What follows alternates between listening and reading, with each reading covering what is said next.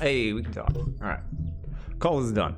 So, yeah, for the stream stuff, like, I just wanted to see how the whole process of exporting the stream was going to be. It's actually super easy from Twitch to just export your stream to YouTube, which is pretty awesome. Hey, Pixel. But, yeah, it's still like 4 hours being up there, you know, and I mean, maybe people will want to watch them, maybe they won't. I just figured it's something else to be up there, so I'll go ahead and put it up there, see how that goes. I don't know, it's low-hanging fruit, so I'd be silly to not like try it at all. Other than that, yeah, what I was thinking about doing was, it would be nice if I could do like a stream highlights thing, which like, I'm basically trying to figure out where I sit in the whole, I was mentioning it in Discord, where I sit in the whole like content creation versus development realm, right? There are people like Puppet Combo who have like no content, but they make, you know, their games, people play them, and like he's successful, right? Then there are people like Thomas Brush who makes money from his games, obviously, but he's gone balls to the wall on content creation and building a brand around himself and his development. And it's like, where do I want to be in that?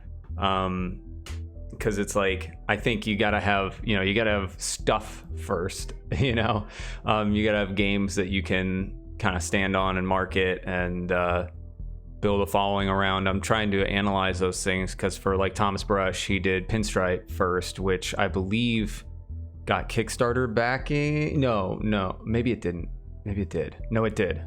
But it's like, it's not, it's difficult to compare to these older things, because it's like, Kickstarter was newer for game developers back then, and like games were much more successful on there than they are now, and so those avenues open and close all over the place all the time. So what works for one isn't necessarily going to work for me, right? So I'm trying to figure out like, what's easy content that I could make to drive people. It seems to be like, what seems to be the most sticky is getting people to, like, it seems like coming to the stream is the thing that is easiest to funnel to. I'm trying to think of what my funnel is, and it's like, is it Twitter to Discord or to Steam or to whatever, right? Where do these people that have bought my games come from, and where do I get more of that? And it's still very hard to tell, though it seems like a lot funnel in from YouTube. So part of that is like other content creators playing the game, and I would say a large amount of that is other content creators playing the game and pointing people in this direction to the Steam page or whatever. But if I'm trying to build a brand or build awareness of my games, it's like, obviously there's, the focus has to be on the games first, because you have to have a game to show people and have things to develop around and things to talk about. But you also need people to buy your game. It's a vicious cycle to try and pick apart. Oh, I can get rid of that message now. Let me just go ahead and remove it on all of them before I forget. Keep having to do it. Oops, that was already gone. Where are you? Boop, boop, boop. This one. No, that's already... No. What? What am I looking at? There it is. Okay. Cool. Anyway, you know what I mean? Like, I'm just... I have this thought process a couple times a year and like trying to refine and be better about my time usage, and like, making sure like what I've been thinking about recently is like, it may not feel like it, but I put out games pretty quickly, and I think I could stand to slow down a little bit and make sure that I'm putting in some extra inches into the love of the game that I want to launch, rather than getting caught up in the like, it's almost done, it needs to be done, I need to finish this thing, right? Be like, okay, I can step back. But also allowing a little more time for that development to give time for other tasks that have to do with, whether it's social stuff or YouTube stuff or whatever. It's like trying to find that balance. I was watching a video, actually it was a Thomas Brush video, this morning that was talking about how sort of like what he does in terms of like managing his social presence and just like branding and everything. And he was talking about how things sort of move in seasons, is the way he put it, where it's like you're working on your game for a while and then that game's almost done, you need to focus on marketing and videos and all that sort of stuff. Though then I looked through all of his like history for making videos and stuff, and he's been making videos nonstop for like the past several months, maybe year. And so I don't know if he totally follows that. It seems like he's leaning into YouTube more, but I don't know. I don't think being a YouTuber is my route, but I gotta figure out what is. I feel like I'm constantly having that thought process because I just, I always feel like I'm doing something wrong. I don't know what, and I don't know to what extent, but I'm doing something wrong. And I think it's a balance of like making sure games get that extra little bit and not fall victim to the I've been working on this forever, it needs to be done. I'm putting out like a launch date or whatever, and I need to try and build hype around it, so I got to make sure I have a date that I can hype, kind of thing. And it's like that's difficult to try and balance, but I don't know. So yeah, I've been thinking like, well, if drawing people to the stream via YouTube and people being aware of my work via YouTube is like a way to get feelers out there, kind of spread awareness, then that's something I need to focus on. But to what extent, I don't know. February 30th is a good date for what? Just in general, it's just a good date. Solid date. Anything at all.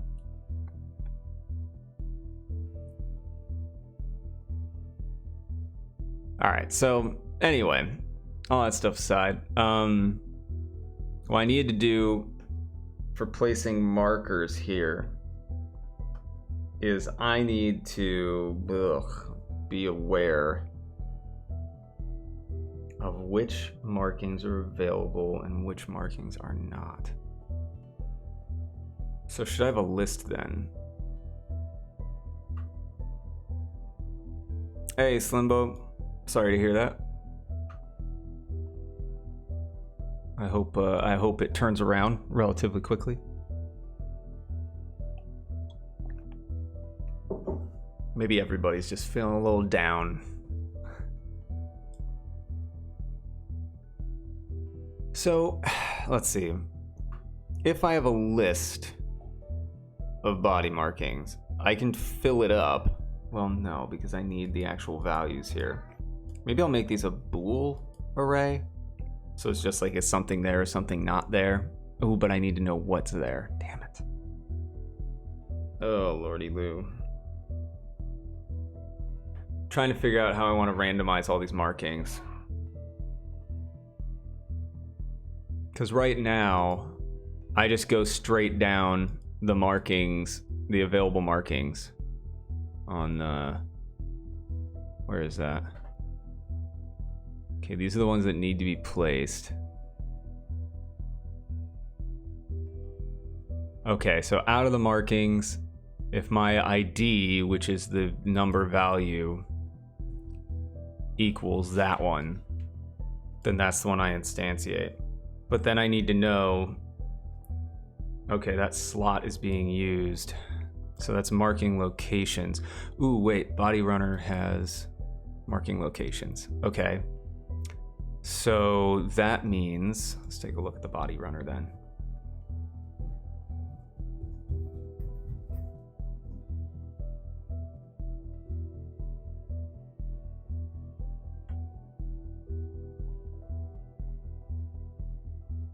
well, for VR chat, for VR, but I mean, is that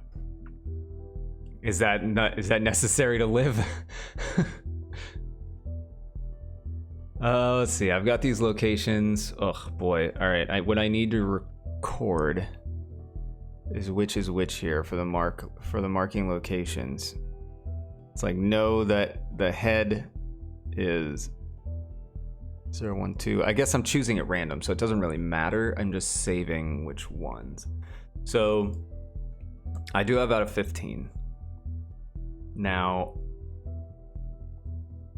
what I need is to know which ones have markings on them. So the obituary is going to have those specific markings. So I don't actually need to know which ones. That's saved in the obituary. What I need, man. Well, you gotta ask yourself those things, Slimbo. It's like, do you need it? If you need it, you got a good argument. If not, then, I mean, you're just upset. Well, that's fine. Everybody's got a right to be upset over things, but, you know. Hey, what's up, Night Fox? How's it going, dude? I'm in weird loop hell at the moment, trying to figure out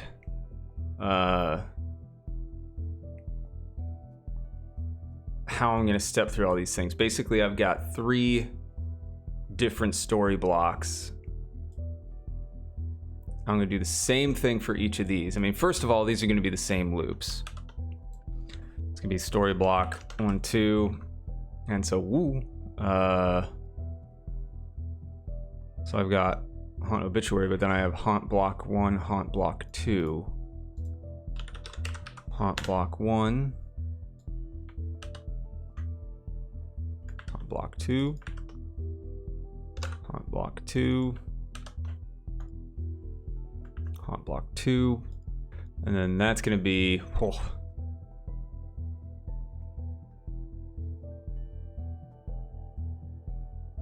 if you can save up funds for it, then you can. Yeah.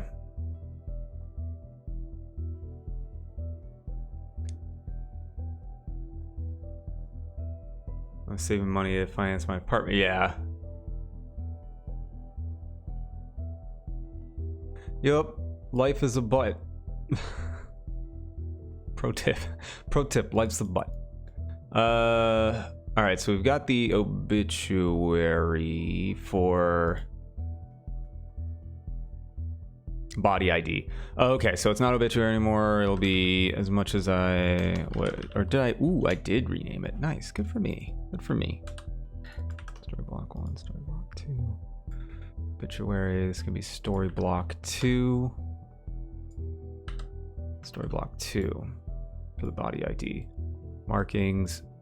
All right, so at the very least, what this should do now is step through each one. So I have markings dot length. What is that?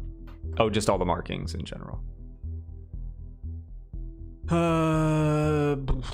Maybe I could do, oh wait, no, because I'm only stepping through the number of markings on the obituary. Then I step through the number of markings for the story block 1. Then I do it again for story block 2.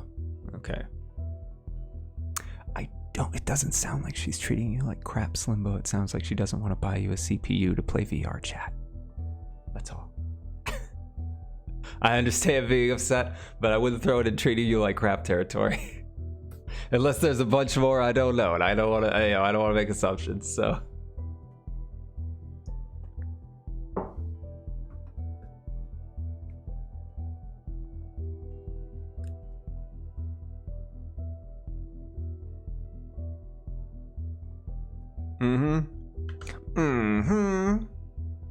Comms. Okay, so body runner, markings, locations, markings. So I take whichever marking is on there. Great. And then marking locations. This is... How would I want to do that? What I could do instead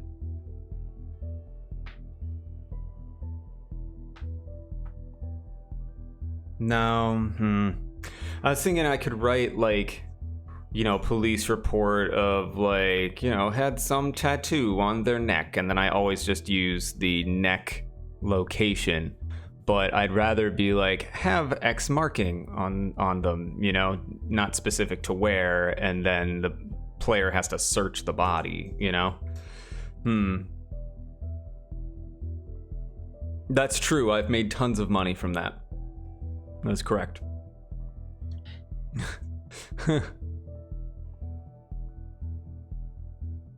Please find me a Threadripper. Yeah, no. Well, let's again put things more in perspective. She yells at you a lot. Is she yelling at you a lot because you're asking for CPUs for VR chat? Because as a parent at this point, like, I understand. They're like, stop asking me for shit. Stop asking me for pointless shit. You know, in their mind, right? I'm sure not to you. Yeah, exactly.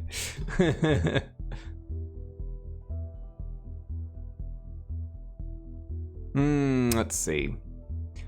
So I choose each of these. I have my marking locations. I have a save state for each body of the 15 locations.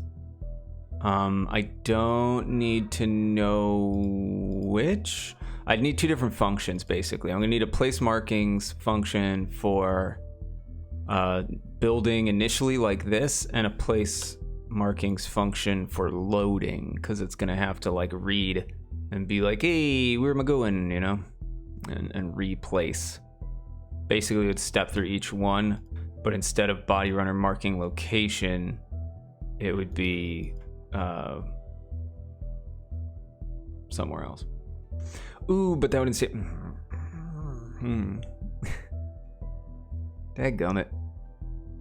See, yeah. Oh, this was the issue. Yeah, because right now, this is the problem right here. This is needs to be random location. Because right here, I'm just stepping through each thing that's available.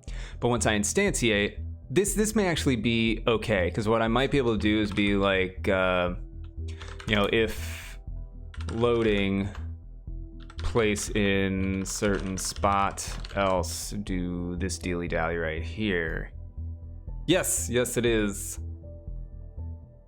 Snoopy to poopy. I got it. Yes. Yeah, we had to reorganize the room a little bit for staging, for eventually selling the place. So we got rid of her desk that was on my right, and she now is at the what used to be the empty desk that had the TV on it. Like now she's there, obviously. Hi. Cool. That's great. Simba. Alrighty.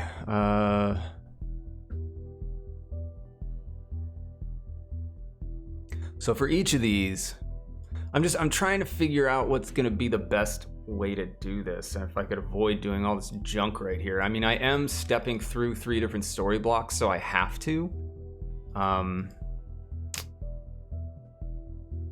No, that'd be cool. But she's a residential designer. She's working on stuff for her job.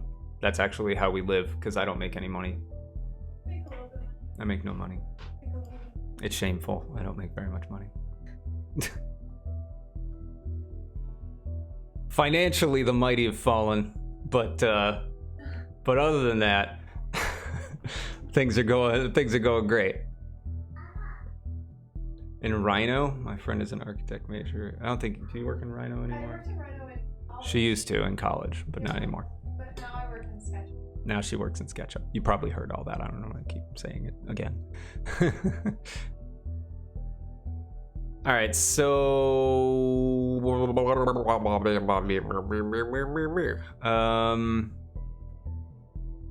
so I need to choose a location, and I need to choose. This is gonna have to be like an int that I return. So it's gonna have to be int location, and it's gonna be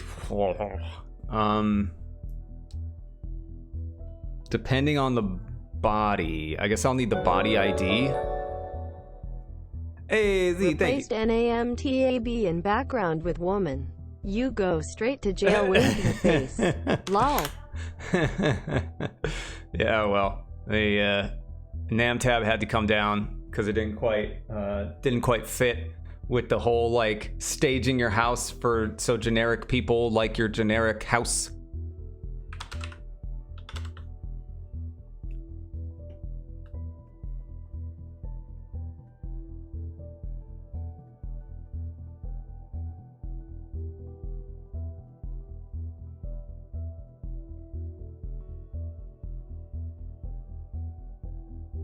But yeah, thank you. All right, Z, you know I love you. Been super busy. Just wanted to drop and say, hey, yeah, thank you. I'm glad it's a good busy. I hope. It's been good. I'm just slowly stepping through. You see, I got the to-do list up there now. I'm trying to slowly get through each of these things, and then I'll add more stuff that needs to get done. Like this is sort of like, I would call it my daily punch list, but some things, you know, they bleed over. It's basically, it's a punch list, but just in like, this is what I need to do in however long this is going to take.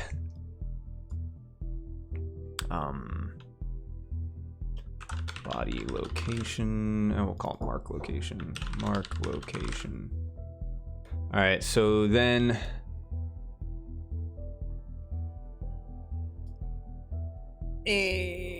check, we'll call it check location. And we're gonna choose randomly. Int choice is going to equal random.range. This will be the easiest way, I think, and it's going to be 15 because it's exclusive, because it treats it essentially like you would for an array. 0 is included. Finally got music hooked up to my stream so people don't have to focus on my boringness. I'm like a lame version of you. Oh man, that must be real bad. I'm kidding. Man, none of my things work. I went with really like laid back music right now, but it's also just the same thing over and over again. It's like the same 5 notes. It's okay, I think.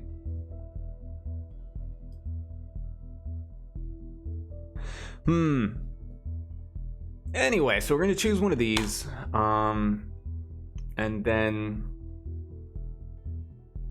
what I could do, got some chill blues hooked up. Neato.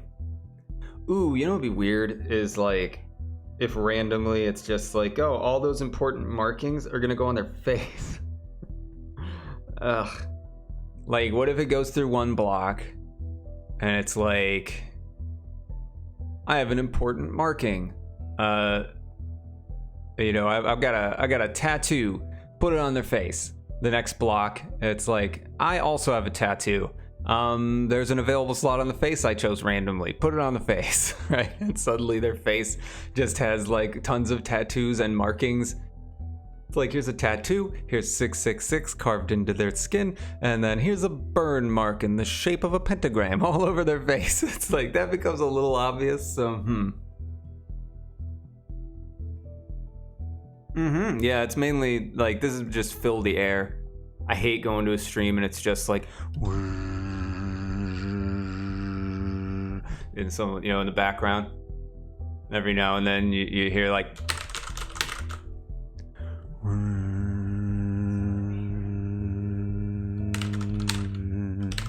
no, that's the streamer typing.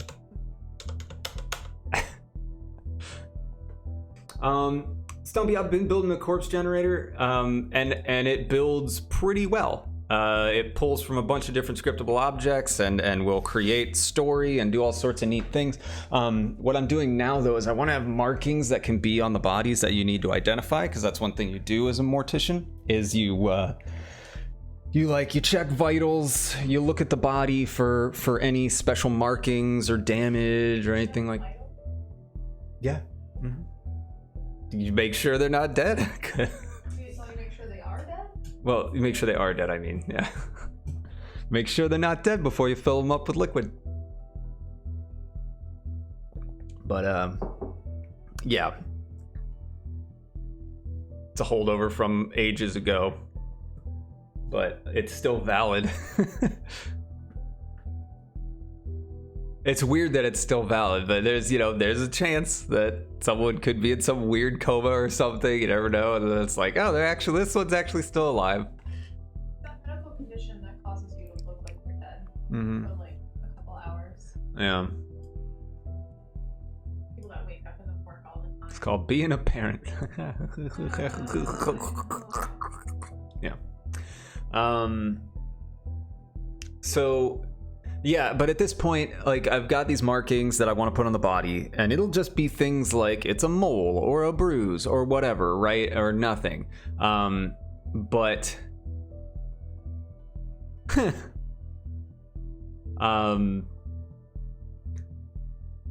but I need to figure out, okay, how many of the non-things am I putting on, and I'll put those in the story block too, I guess. Just like, here's some things, random things, but I need to make sure they don't show up in the same spot, obviously, so that they appear in the appropriate locations on the body, and that they don't all appear in one cluster. For, like I was just explaining, because right now, oh wait, it's not gonna work because I hooked it up. No, it would work. I think it'd work. I think this would still work right now. I think. Let's see.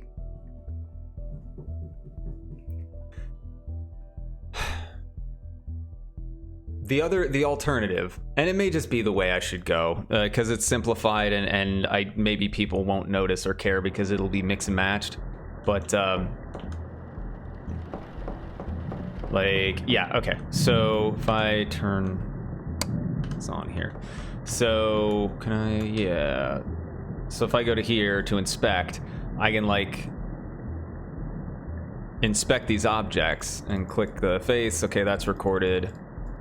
That's recorded. Go back, and now when I go to the computer to record those things, those markings, I can see on here I've got the debug stuff that I put in there. But this is actually from a JSON file that gets pulled based on the marking that I've interacted with, and then it records it as being on the head or on the shoulder or wherever, right? So, it's like I can enter, I think that's here and here. Yeah, so then I record that information into the database.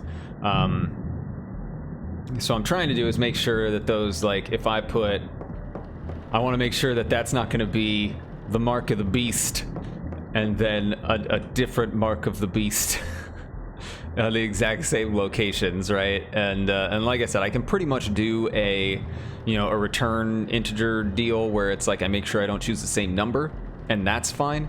But then I'm imagining I'm stepping through each story block, and it checks and it goes, oh, you know what? There's a slot on the face available. Cool. There's another slot on the face available. Awesome. Hey, another slot's available on the face. And then everything that I want story-wise ends up on their face. And it's like, that's a little not great.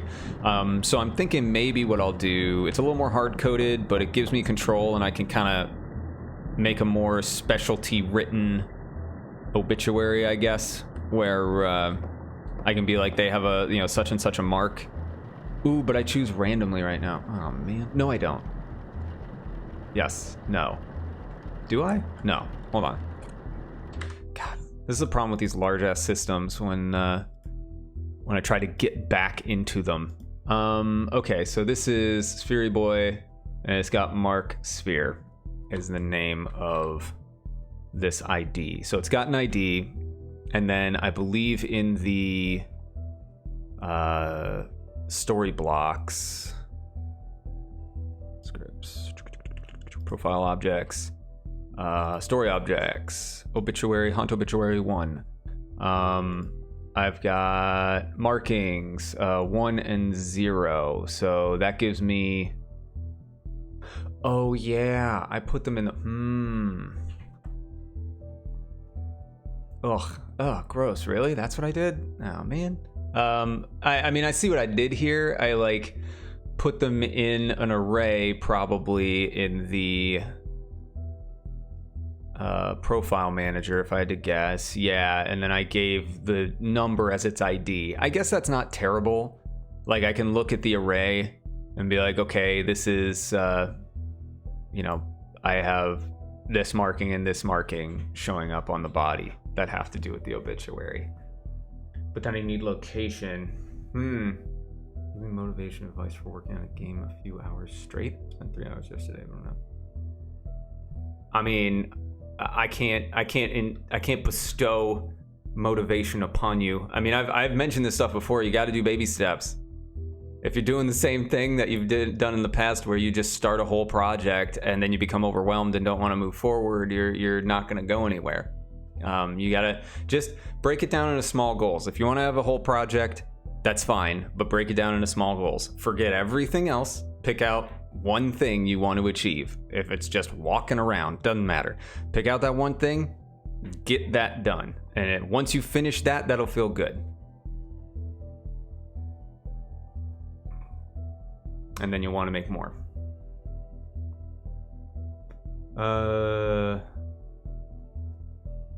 It's probably...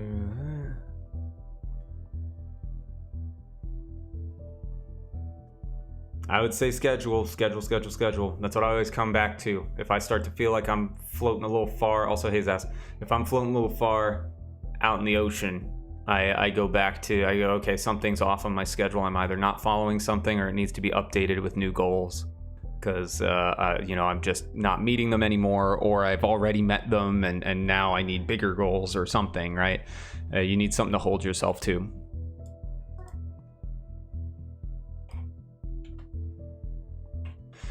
All right,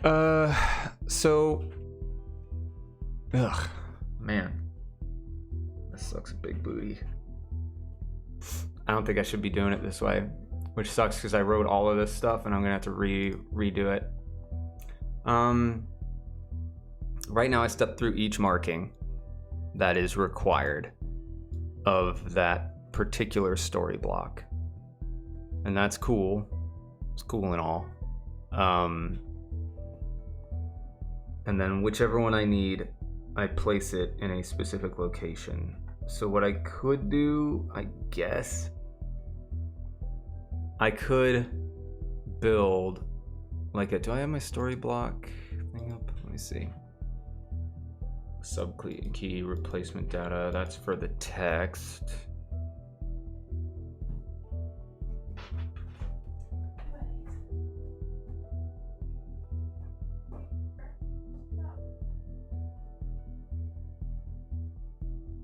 If you're not feeling motivated, you might be working on it too much. Mine craves more variation. Yeah, everybody's different, right? Like I need variation, but I'm also like, I can get pretty laser locked on shit. Like, I mean, I tend to I actually build games pretty quickly, and I get to usable prototypes pretty quickly.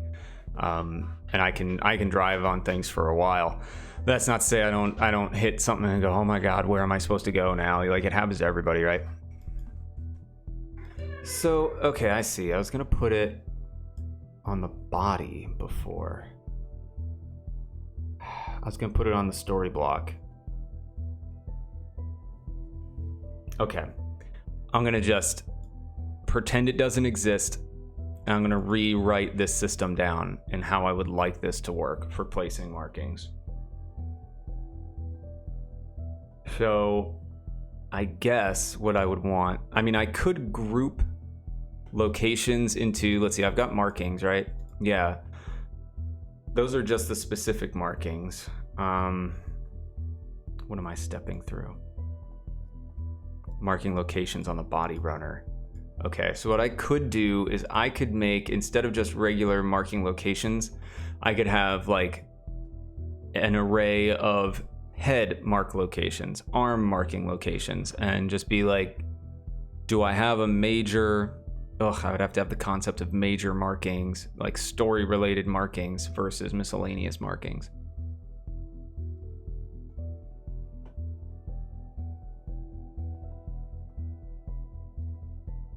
Yeah, exactly, Stumpy. That, I think a lot of people work that way. You have to have little goals.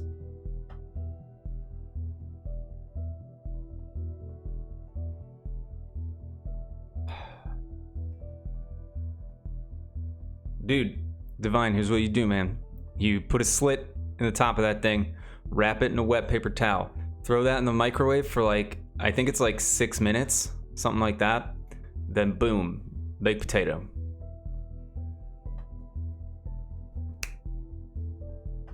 Giving bad advice. That's not dad advice. I did that when I was in college. That's college advice. That's definitely bad. It doesn't explode. You're putting a slit in it so that the steam can get out.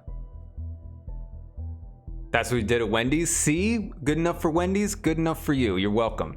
Also, you can microwave frozen chicken breasts for 7 minutes. No, don't talk about that. And then you got yourself cooked chicken breasts. You put your spices on it as it's frozen. Yep. You can't get started, can you? My wife did that for her meals in college. On the shameful time period. It's not shameful. Nothing wrong with resourcefulness. That's a health violation? You're a health violation. It's not a health violation if you're cooking for yourself. If you're cooking for yourself, yeah. The only health violation is if you don't eat it, because then you're starving yourself. Marking locations. Are you legally allowed to starve yourself? That's suicide though, isn't it? Which is illegal. No. Cops will come for you if you kill You yourself. killed yourself. You're just starving. Oh, I see. Yeah, Stumpy. That's what I'm saying.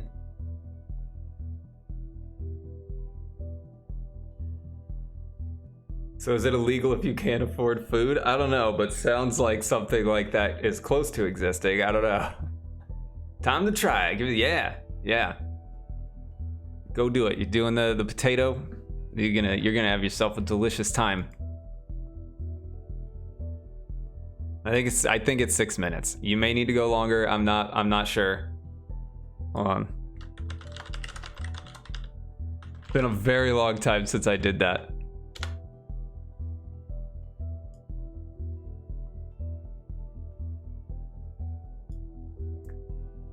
Random internet location says 7 to 8, but my experience is 6. Don't forget to boil your cereal. Well, you want to make sure the milk is clean, right? Preheat the microwave.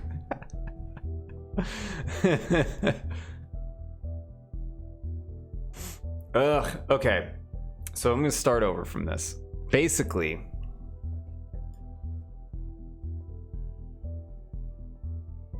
see, Divine, you get it microwaved, and then you can go the extra route. You do the little pinch to get it to open up on you, and then you put some butter in there, some cheese or whatever, and then microwave that just a little bit longer to melt that. Boom. Flavor Town, population U, new. Oh boy. 24. Sure, whatever. I just need something to doodle with.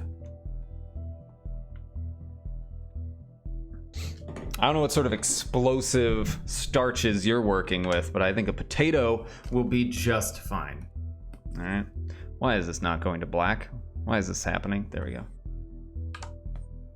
What is happening? You're gonna really have to finish stuff, so you're gonna have to figure out something to do yourself. What's going on here? Why am I not? What?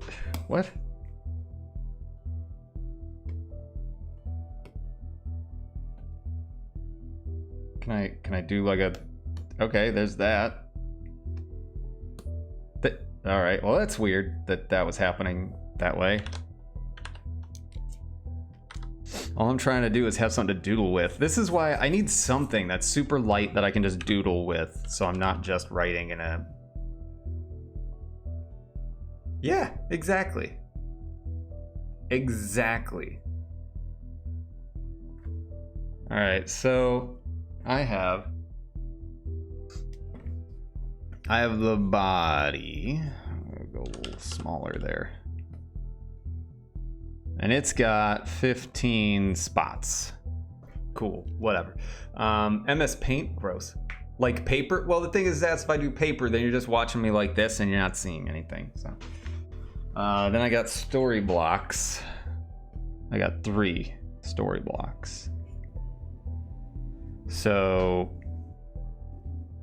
what I need to do is for each marking I've chosen as story block, I need to place it in one of the 15 locations on the body. So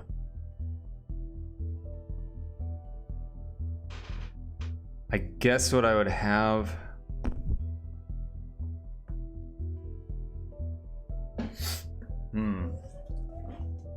I could have, yeah, the breakdown of like core locations. There's like different spots, but there's the concept of like head, and that's an array, versus leg, and that's an array. So I could have one for each one. And then in the story block, I would specify for the markings. Specify for the markings, I want marking 0 at a random location on the head. And then I would flag head as having a major mark. Okay. So I wouldn't put another on there. But then I would have, in addition to the story marks, story related marks, I would have some random markings. Just regular, we'll call them gross marks. I'll just be, you know, whatever.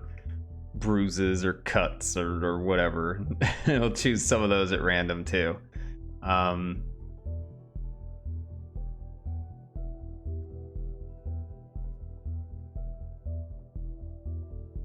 guess there's a question of if I want to have, say I have a mark, you each mark an ID and run a check to prevent all marks from appearing on the same body. Well, yeah, Stumpy. I'm just working out how I want that to be. That's what I'm doing. It's just I'm figuring out amidst the 3 story blocks and other things, because each body has those 15, but I need to also save that information. So I'm also thinking about how I save that information and then load it again. So there's a number of different things here. So,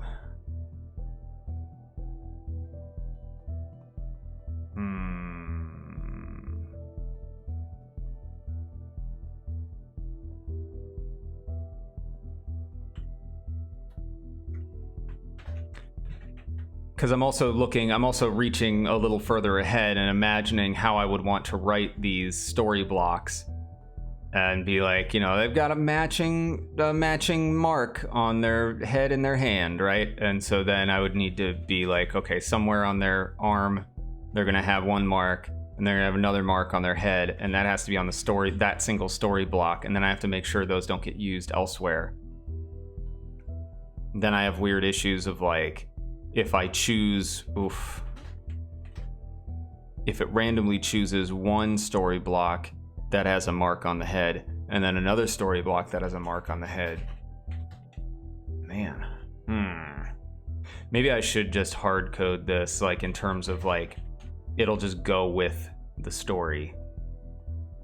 Yeah, I need to pull it back. I'm enjoying the complexity of having all the different story blocks, but I need to make sure I don't get so far down the rabbit hole that I'm like a random this and random that, and then I need to record this random thing and that random thing. There needs to be some things that are okay to be, you know, predictable. Because I mean, I'm thinking of it this way, where it's like, if I've got an obituary that is a certain story block, it's not really gonna matter if the mark that is related to the obituary is always in the same spot or not, because they're gonna know, the player is going to learn that that story block is going to have that tattoo or that mark, and they would need to look for it on one of the bodies in a random location, I guess. Or if I was just talking about breaking it down into head and leg, in which case I'm specifying anyway that it's there. So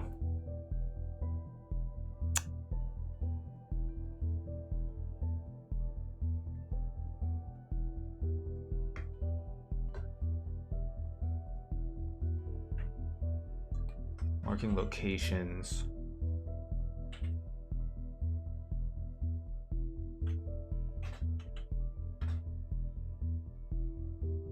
But I would then, on my end, when authoring these things, have to be like, okay, have I made a story thing for this part that uses this marking, you know, in a different spot? It's, Okay. What spots are you limiting it to? Just the head and leg, or will you do? Oh yeah, it's all over. It's all over. This is just what that was the example of, like, you know, having grouped body locations as opposed to just a list of 15 potential locations. Those 15 potential locations would be broken up into head, right shoulder, left shoulder, right arm, right foot, or leg, you know. So yeah, it'll be broken down. But I think I may need to rethink how I want to do this. I think I need to take a step back, because I want to be able to write whatever I want to write for the story blocks and then have it work.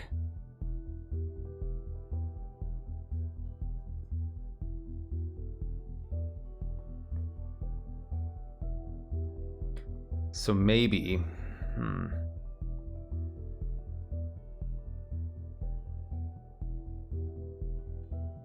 thinking maybe I could rework the story blocks a bit to have different styles of story blocks, where it's like there's the ones that are related to items, there are ones that are related to body markings, and there are ones related to specific events or something like that, and those get chosen at random and pieced together. Because as it stands right now, I'm just taking 3 of the exact same kind of story block and just taking that information and compiling something. So, and there were going to be potentially events tied to each one, potentially markings tied to each one. You know, like each story block could have some additional information, and it would build out in a different way. Different events would happen, different markings would exist, different items you need to work with would be there, and it would be all randomized from these 3 blocks. Now, I could do something where, like I was just saying, one block has to do with items, one block has to do with events, one block has to do with markings, and those are switched up. Those 3 elements are switched up. The only problem is that becomes way more predictable. That becomes like, oh, I've got the one with the I got the one with the weird event where, you know, she floats up into the air in the middle of the room, you know, so I've got that event, which means I probably have this body, which means it's probably this person that's haunted, right? So I really kind of want to avoid that. Yeah.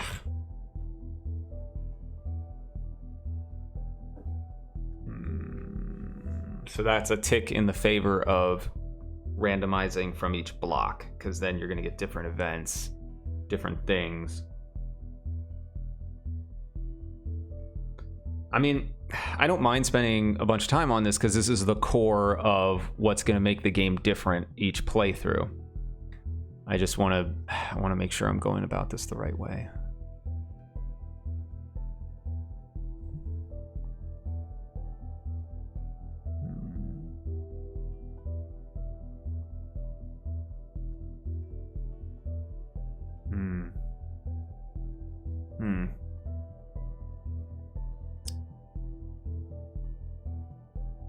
Yeah, but then we're going even more granular.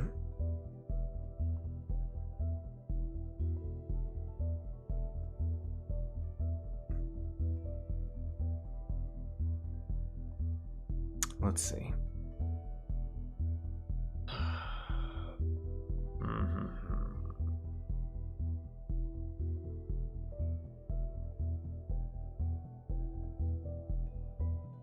Because this is also part of expansion, right? Like after launch, I would be able to just add a new story block, a new set of story blocks or whatever, and then give the players new experiences pretty easily.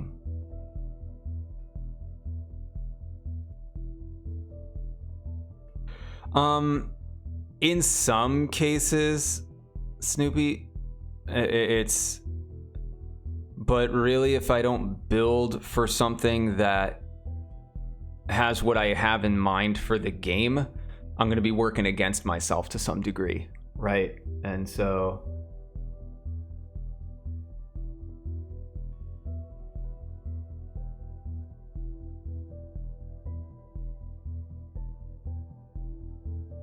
Somewhat compelling to read. I don't want to force the player to do tons and tons of reading, though.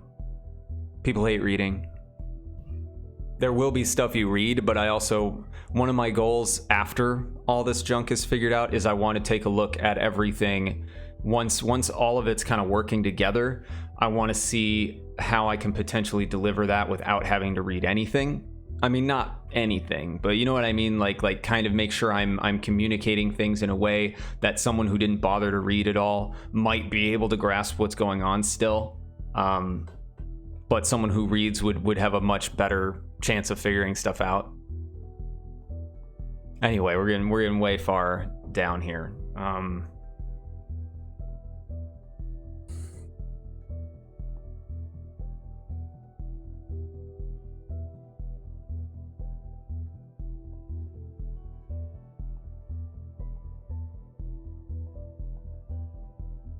Okay. I think there's only going to be so many things with specific story markings. I think I could generalize and say instead of this shows up on the head, so nothing else. Wow.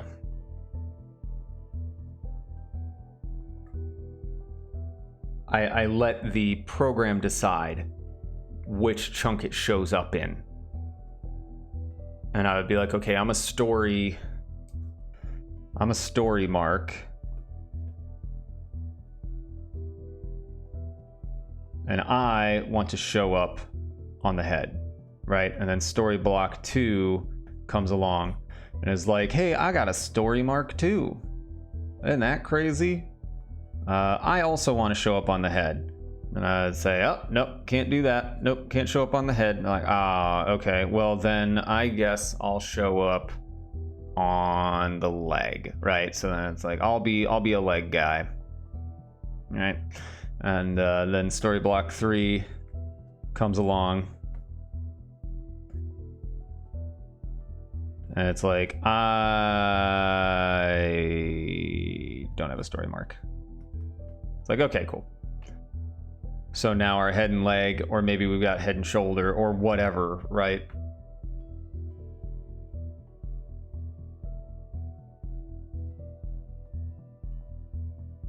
Yeah. Like, Stumpy, my goal with that... Thanks, Zaz! My goal with that is I want just enough to make the player want to read it and be engaged, but it's nothing like... It's not a whole big page, right? It's like maybe a paragraph. So it's like something interesting to read, can help with story points, but it also doesn't destroy the experience if you don't read it.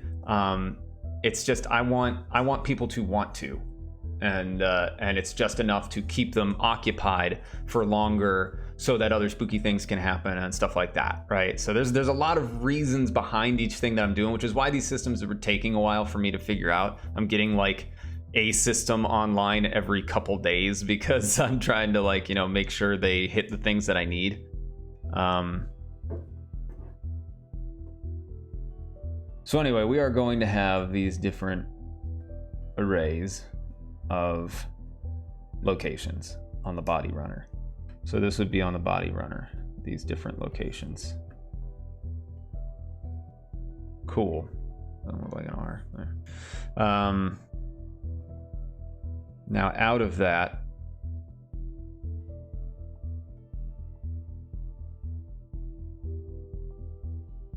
I need to know, say, hey, if I am on the head, I'm working with a certain array.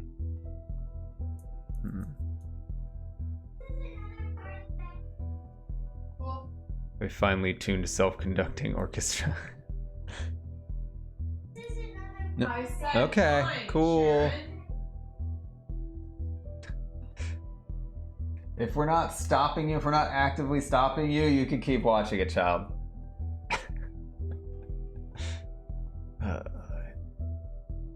So okay, let's start hacking at stuff here, because I'm gonna need a new set of arrays for the body runner. So the body runner, where am I?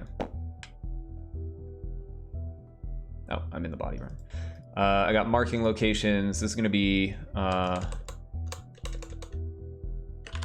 mark location head, mark location L shoulder, mark location R shoulder. This doesn't feel right, but yeah, craftsmanship, sure. Yes, yeah, I'm coding in C#. Mark location L hand, mark location. Ugh. I feel like I should expand this into its own little class that I can make an array of.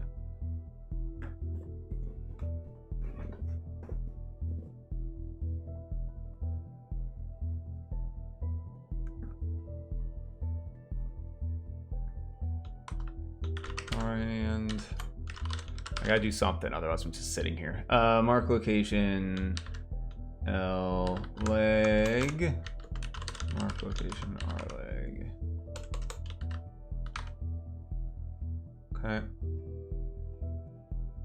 So we've got all the different ones. Can you choose your coding language in Unity? No, not anymore. You used to be able to, but now it's C#, just like how Unreal is C++.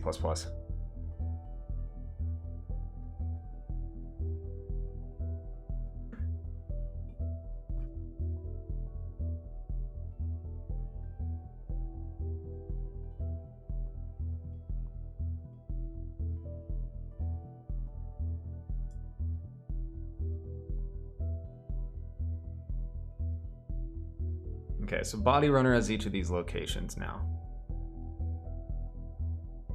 Wait, what? Not really, you got like 3 to work with though? Or did you code the other 2 out? What do you mean? Sorry, I'm not sure what you mean. So I got all these different locations. Profile manager, oh, okay, I'm gonna ignore that. We're gonna ignore all that junk. Each one of these, no, okay, good. Oh, or did they code the other 2 out? Yes, that's what I was talking about, yeah.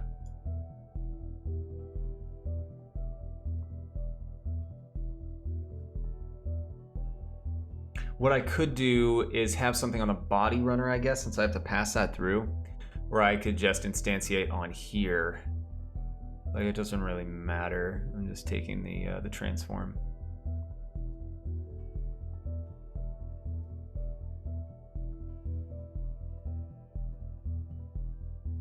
Ugh.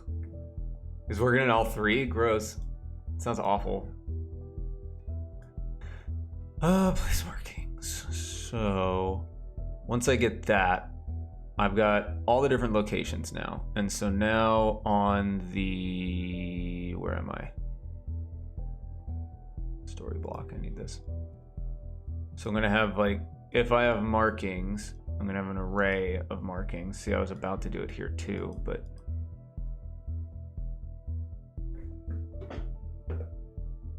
That's gonna take some back and forth. I thought this was gonna be such an easy, like, oh yeah, just choose random locations for things, it'll be fine. But nope.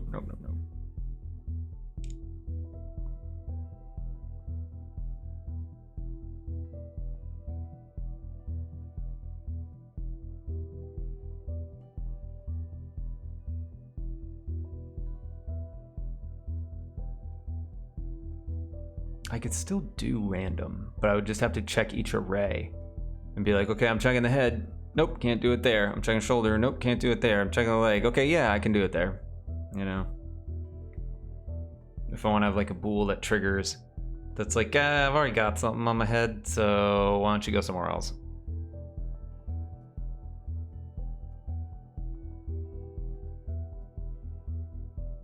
God, man, I'm thinking of like 6 different parts of the system right now. Let's just place things, then we'll worry about saving and all that junk. So I'm gonna have my separate where's my story block? All right, so in here, I've got markings, the marking that's gonna be placed. I could do it here. Interesting, wait a minute. I could choose like, because they're prefabs, so I could have a game object array here for the markings. And I just grab it. It's like whatever it is, instantiate it and put it in a appropriate location. But I would need to know specifically where. Oh yeah, they had Boo too, huh?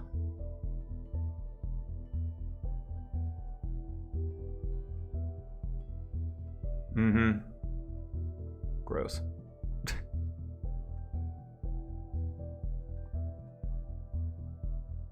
Because, I mean, I'm specifying these markings anyway, so I might as well just grab a game object right here of whichever markings are going to be used. You get out of here. What? So Florida's deaths are really backlogged. Like they normally report death and it happened like a month ago. Well, 10 days before the election, they stopped including backlog deaths in their tally. So that What does that mean? They just aren't counting deaths anymore? They're just like, oh, those deaths happened a while ago. We're not going to add them. Oh my They're god. not consistent for right now. And then 10 days after the election, or two weeks after the election, they started adding them again. So the chart for deaths in Florida around the election dropped because they stopped reporting any death that was more than like a week old. But all the deaths they report are more than a week old because they take so long to get the data out. Wow. So it's just like no deaths all of a sudden? Yeah. But now now they are reporting them? Now they're reporting them again, I guess. Why? They've been so corrupt with the numbers here anyway, so I mean... Yeah. Why are they bothering to add them back in? I don't know. Tracking. Okay. Yay, Florida, yeah. Yeah. Florida has suspiciously few deaths in comparison to cases already. Yeah, of course. Yeah, no, there's no one that believes Florida. There can't be anyone that actually believes that Florida is low in deaths with the number of cases they have. Yeah. Because what do we have? 1,155,000. Okay, so And the then next one is like less than half, but total deaths, we're down on number 4. yeah, deaths 20,000 when we've got like the oldest population in the country too. Yeah, I seriously. Death Santos. I've heard Death Sentence as his. Yeah, that's ridiculous. There's no way. If you divide it by population, we're below the U.S. total, like average. There's no way the oldest population in the country is fucking like lower than the U.S. total average. Death Santos, yeah. Yeah, with no regulations, no mask mandates, no restrictions on anything. Bullshit. Yeah. Oh god, this is such a backward state. Yep. Anyway. Sorry. So I'm gonna load on the markings that I want in this story block. I'm just gonna be like, it's gonna use these markings. I'm putting the actual game object there because it's a scriptable object, so I can just take the prefabs for those specific things. Which means for the profile manager, this is gonna get real gross as I start removing things. Where are my markings? There, markings list. And get rid of that. Doesn't pull those anymore. Oopsie doopsie. Okay, so now the story blocks will have whichever markings I want to use in the game object. Just gonna pull it. Now I could do location as well, so I could be like, did I do something wrong? Oh, I'm stupid.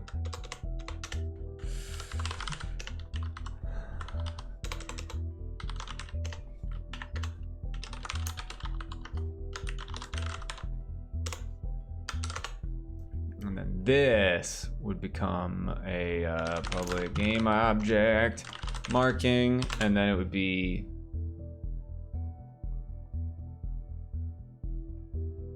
I guess the location I would want it, but that becomes weird.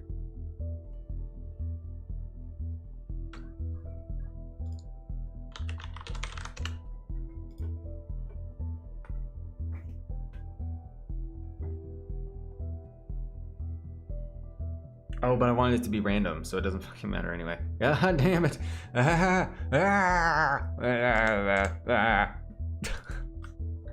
I'm confusing myself now. This is getting ridiculous. This is getting super ridiculous and dumb. I'm getting lost in all of it. All right, so we've got our specific game objects for markings. Fantastic, great. So then from there, we get into profile manager. 20. I'm not working on it right now. I'm not against updating it since it's not a huge update, but usually you don't update your project until a project is done, because it'll just break everything and you'll be dicked. And now that I have my game object, there's also wasn't anything in that update that I'm like, oh my God, I need that now. It's like, it wasn't like huge performance boosts that I saw in the video. Like, it didn't boast any of that. It was just like, you got more rays for baking, and then some other things that were cool, but it's like, yeah, nothing that it was like, oh my God, this is the best update ever, I have to have it, you know?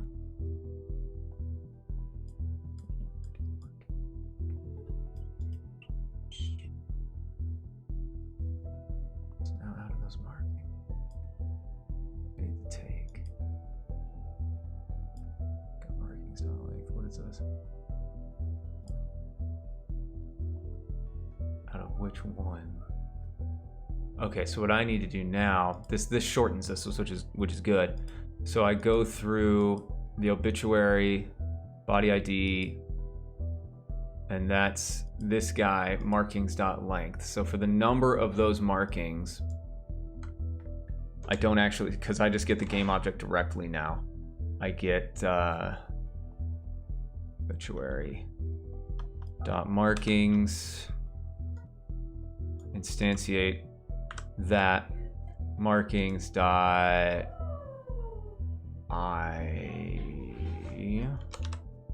this baby right here, and then it goes into, we've got the body runner marking locations. Ooh, that's okay. That's the next thing that gets fucking weird. We're gonna get rid of these other two because there's no fucking point to these at the moment. I don't want to have to deal with those.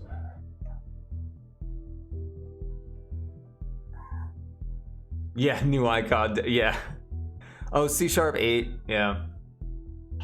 I wish I knew enough about programming to be like, yeah, you know, but instead I'm just like, oh, it's the next one. It's like a modern one. I'll probably need that at some point.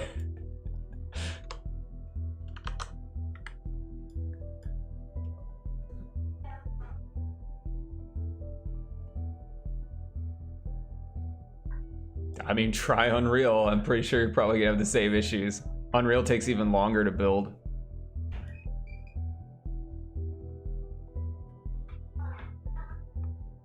At least with Unity, when you build, once it's built the first time and compile the shaders the first time, it doesn't have to go through all that again.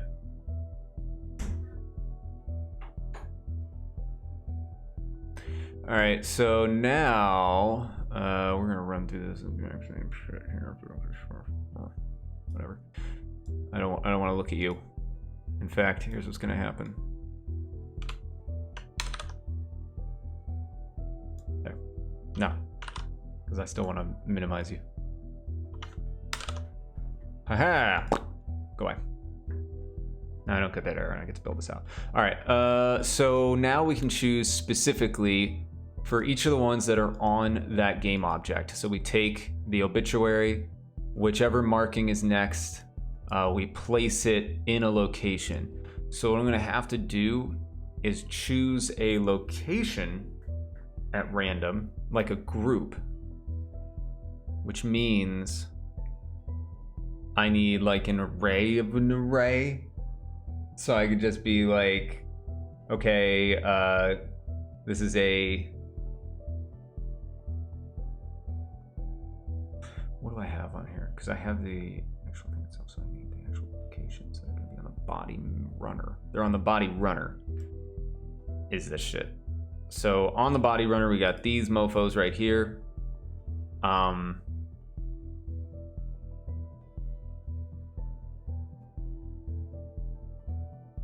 No, it doesn't. No, Unreal's way longer for a build.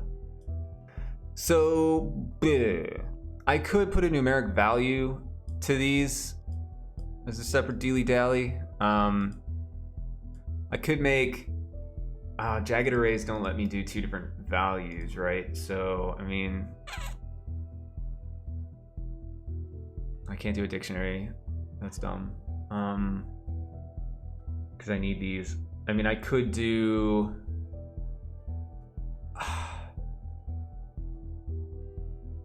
I just really want to give these like a numeric value so I can, instead of being like, okay, we'll just check this one and then we'll say, you know, our check number is 1 and now it's 2 and now it's 3 and we'll know if we looked at each of them and we'll give them a value on whether or not they show up at blue. I don't really want that.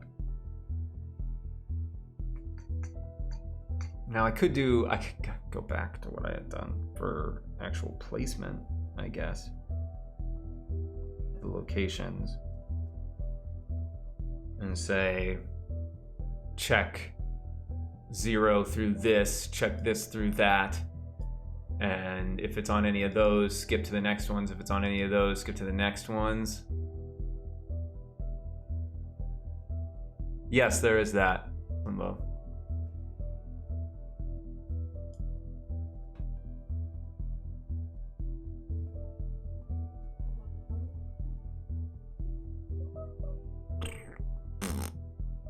Okay, here's what we're gonna do. This will allow for if I want to build on that.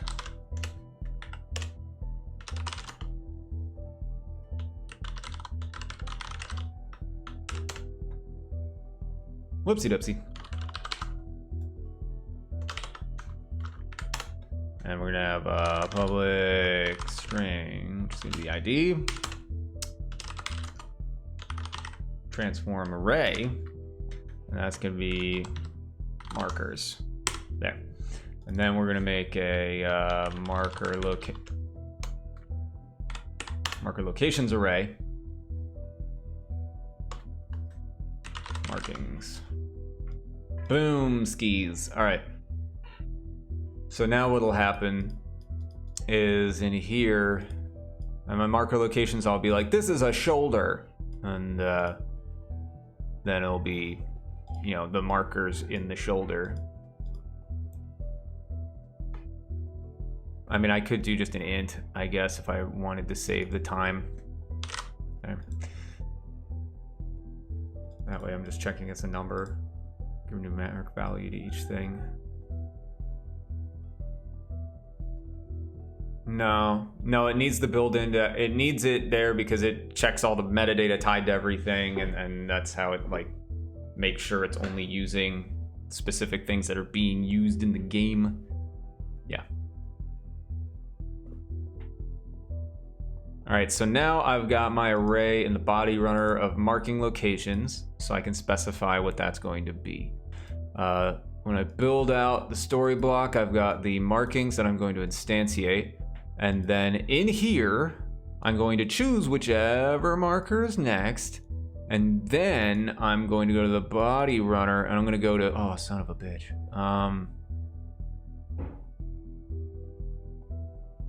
I guess this is where I could place.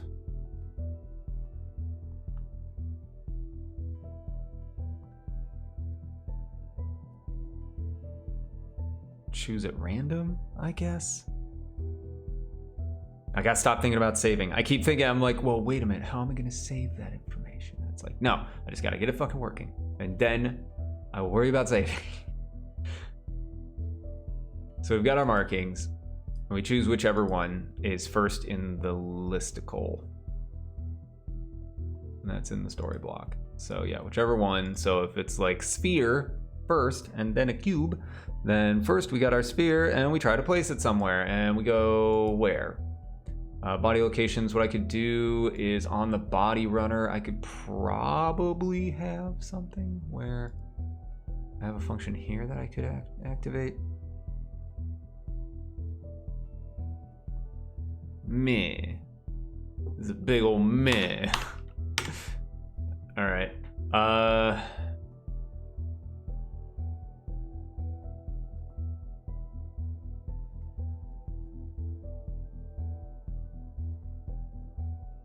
I'm choosing the transform. So what I could do is a public transform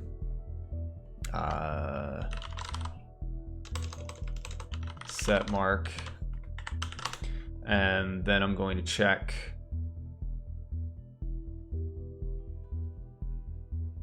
Yeah, it's there for a moment and then it'll go, well, if you click it, it'll turn into the little shard babies. There's so many like stream things now, like sort of like stream money. It's kind of dumb, but it is what it is, huh? Thank you. Thank you. Great. Great. Okay.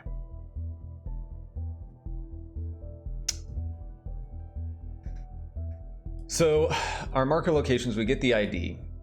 The ID is like, hey, it's a shoulder.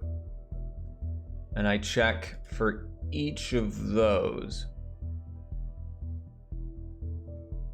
But I'm checking to see if it's available, which means I need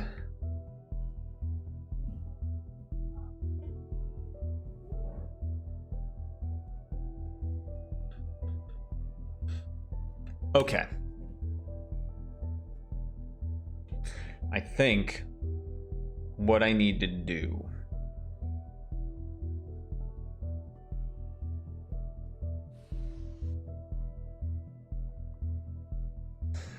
I may need to go back to how I had it before. There's a different set of arrays. It's essentially the same here, but it's an array of markers. How anticlimactic. Because I'm thinking all I would have to do, I can place the story ones on the body first, and I can just check through one set and be like, is anything on any of these? Nope, cool. And then for the next one, it's like, is anything on any one of these? Yup, okay, next set, next set, next set, until I'm done. And then what I'll do is do another run of placing non-story marks that are just gonna be random junk. And that will choose, you know, different locations. And it doesn't matter then, as long as there isn't something there. I'll just check through each of them and be like, something there, fine. However, I do need to check. Okay, I don't actually need the ID. All I need is just I just need it to have its own dealie so that I can get an array of my arrays. So what I'll do is for each marker locations, location in markings. So for each of these, I'm going to say I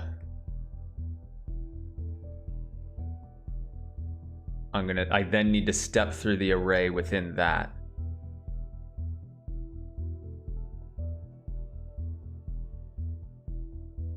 The other option is to just do multiple for loops in a row where I'm just like not going for each of these locations. In I0, let's just write it out. Whatever the I is less than location dot markers dot length, and then I plus plus. So for each one that's in that array, we're gonna, whoopsies, we check it. And we say,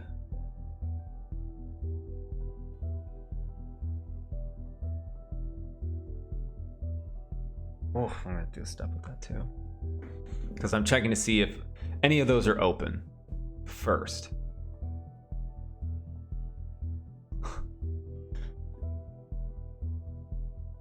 Can I just check to see? I should just be able to say like if markings, oh wait, if loc dot markers equals null. Yeah, like if there's nothing in it yet.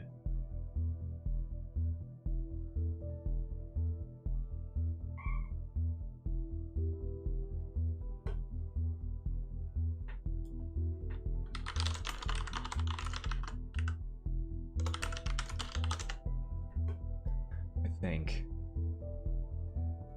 Well, it won't be. It's not going to be null. It's like I'm checking to see if it's been placed. God damn it.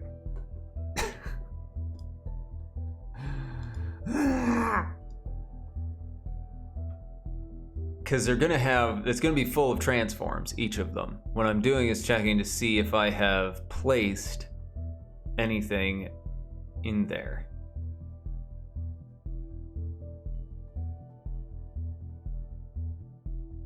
So then what? Do I need like a flag then? Where it's like, you know, like a used flag?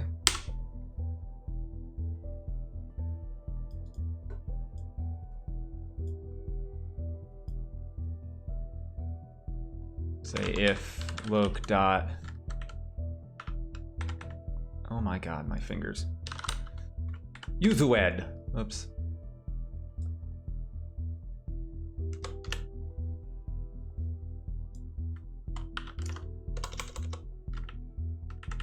If used is false, then we will look through each one here and marker's length. I don't even need that. I just need random. Enjoy your lurk, buddy. Return loc dot markers dot random dot range loc dot markers dot length and 0 2.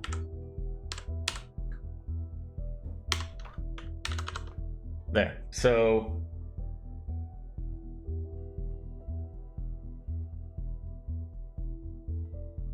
we would return. We would set loc dot used equals true. So we'd set that to true.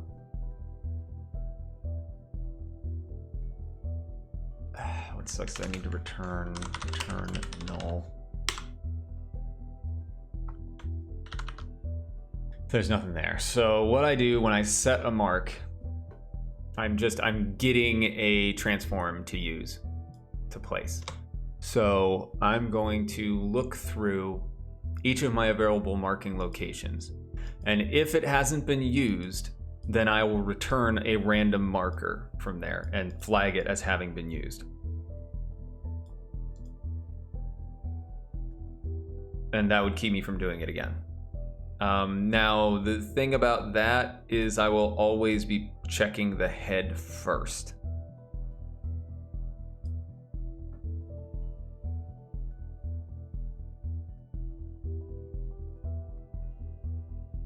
Like, you know what I mean? Like, I will check the head first if the head is available. An important thing will always be on the head, which kind of is stupid. So I could go through the marker locations instead and do another, get a random range, and then look at it and see if it hasn't been used, and then use that.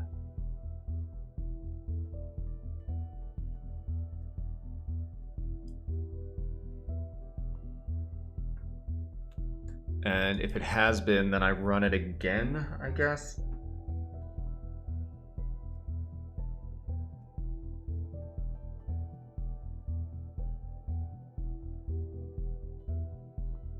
Because I can't really start with a random one and then work through the rest.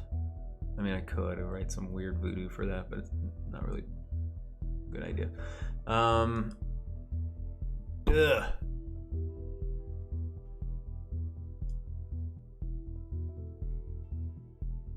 Okay, I think what I need is a choice where it's random dot range from 0 to what am I looking at? Markings dot length. So I would choose one. That's my choice. So then I would say if markings choice is not used. Come on. If it's not used, it becomes used. And then we would return a random one in this. So it's like, choose a random location on the body. Great.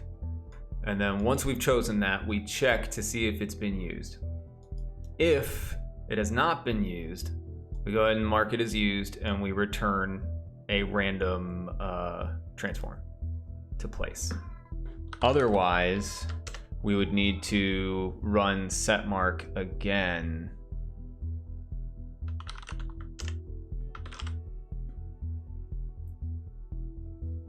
Until it has found something.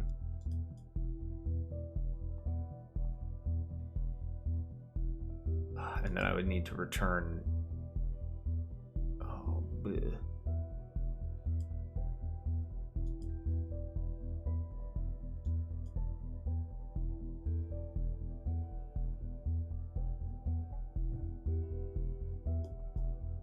See, there was something I had built before. What was I building that was getting all gross and stupid? Where I was like checking and building all these different things. It had to have been in the profile manager or like the, yeah.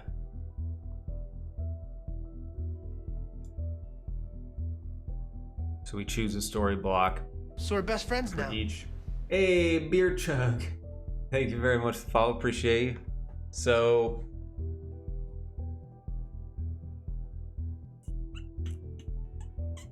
Yeah. I'll cheers with my cold coffee. Oh god. Oh, that's awful. Ugh.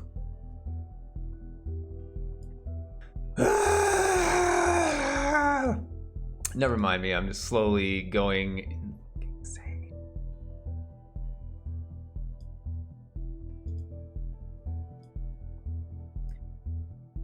So we just run it again. I'm trying to see if this is gonna get me stuck in some kind of loopy loop where it's like I've got all the locations and there's always going to be more than the number that's actually used.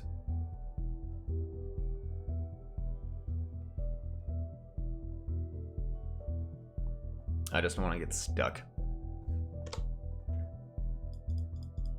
Either way, we'll leave it like that for now, and then it'll freeze, and we'll go, what the fuck happened? We're going to go back into here. We're going to say debug.log, choosing new location for marking, just so we know if something goes gross on us.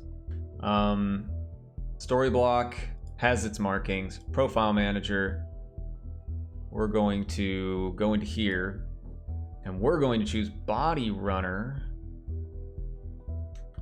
Shoot. Set mark. Okay. Now that gets me a transform, but this gets weird. Oh no, okay, it's that specific body runner. So that's good. That's fine. It already knows that it's that body runner. So I go through that specific obituary.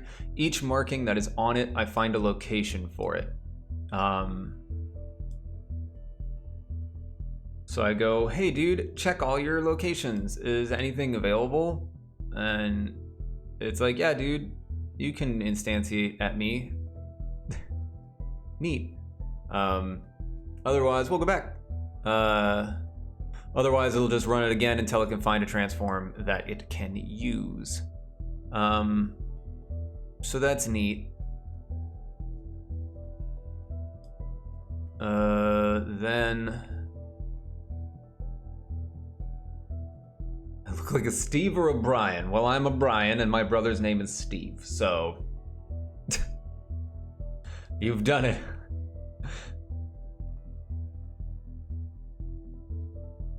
So we choose a new location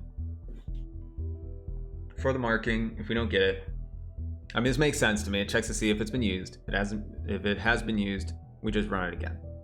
But then I have a return null, which I don't know how that's gonna go. But I have to return something. Otherwise, it won't complete. Go. Still got it.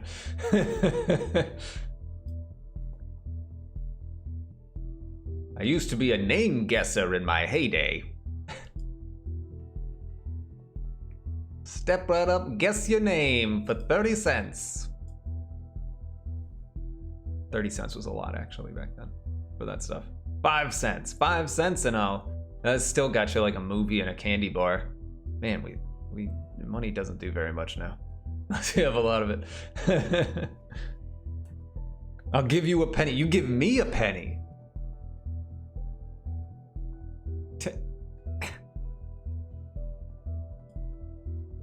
Take it away, petty bird.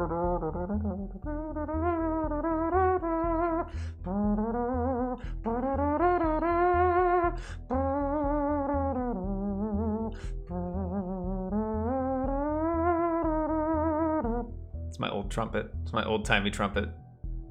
So we're best friends now. Thank you, my DJ.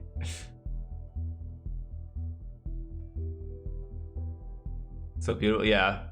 I can make that old-timey Little Brown Jug-esque music. You got it. All right, so we set the mark theoretically somewhere. And then I need to do this for each thing, not just the obituary. Oh boy. Oh boy.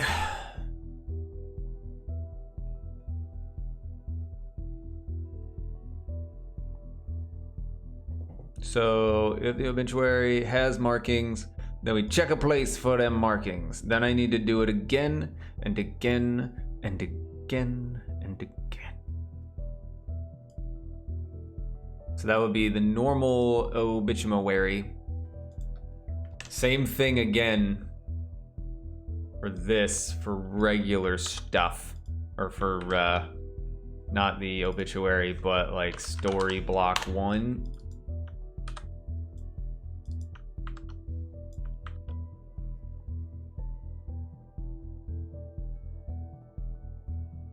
Okay, and then it'd be haunt story block 1.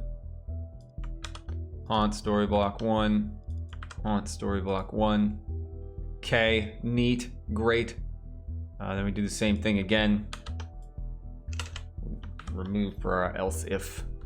We're gonna go 2, 2, and 2. Okay, and then up here we're gonna be 2, 2, and a 2. Okay, so right now we're set up just for the spooky person.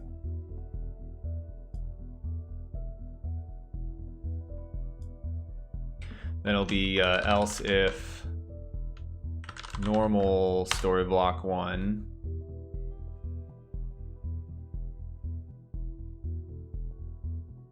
Haven't coded in a while, feels weird, or don't worry, I haven't coded yet in my life, so.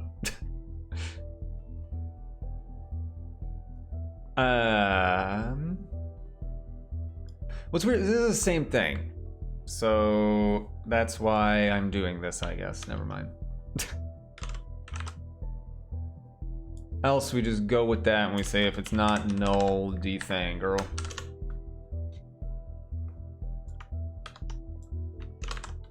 Else if normal block 2, story block 2.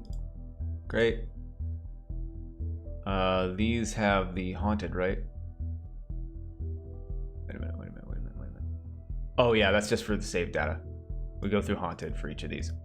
And then haunted block 2. Looking kind of cute. Might steal your bites later. Don't take my bites, that's all I got.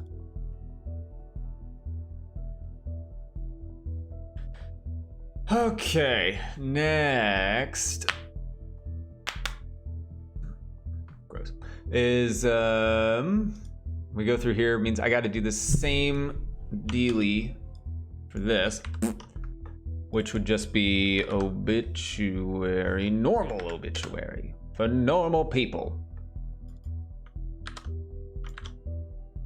And then the haunt block. Ooh. Normal obituary. Normal obituary. That's where you're supposed to be. Normal block 1. Nope. Nope. Nope. I'm losing it. I'm losing it. God damn. Because it just needs to be doopied into here. And that'd be normal block 1. Normal block. What's happening? Normal block 1. I think we're good. Okay. That's normal block 2, so we're gonna get back into here. Basically, I'm just trying to get this back to where I just had it, but doing this new method.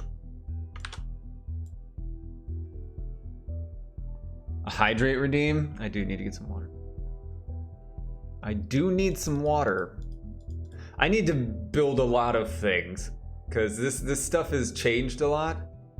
The shard babies. I was in CPaw's music stream last night, and there's like 3 different currencies now that you have if you just have like if you have like Streamlabs OBS, like CloudBot, like there's currency with that. There's currency if you're doing like games like, you know, roulette, heist, whatever. Those are different than those. And then there's the channel points that Twitch does. Yeah, I'm gonna get some water too. I'll be right back.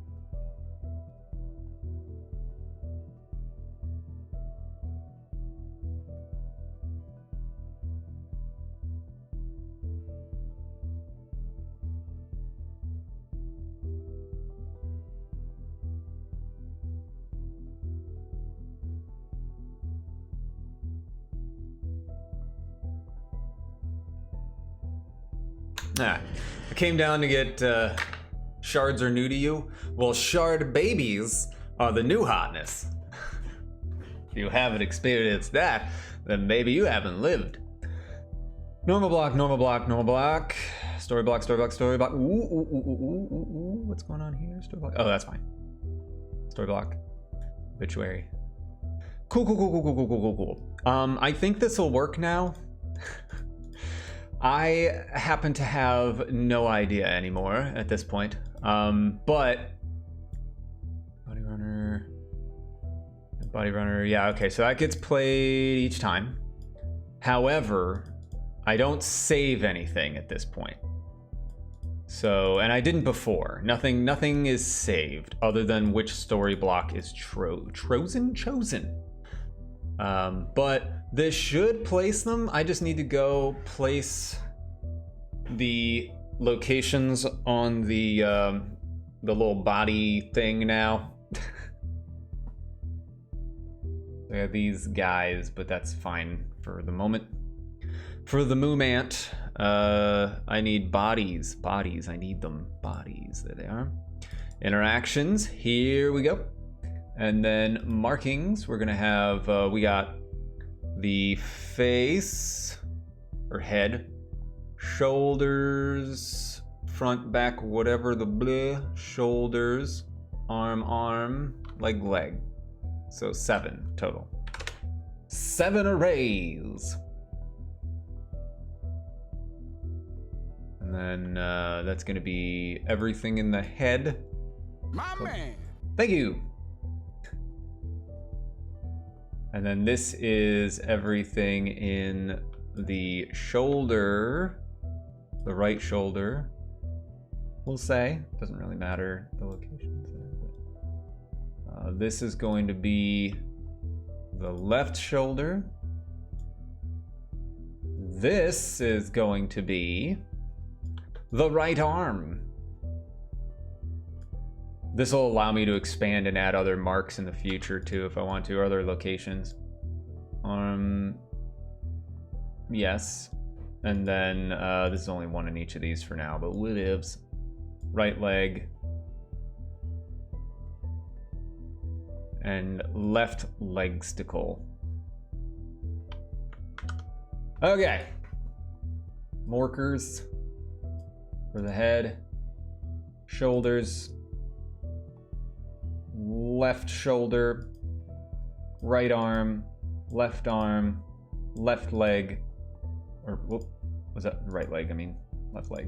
Cool. Okay, so there's our locations. Neato, torpedo. Hopefully that'll still be good.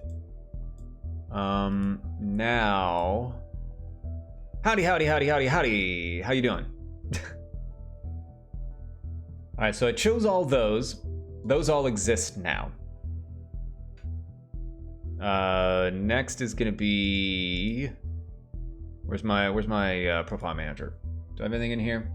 Bodies? I already have them. These are the beginning little, like... This is the model and some other information. Yes, yeah, I do all my stuff solo.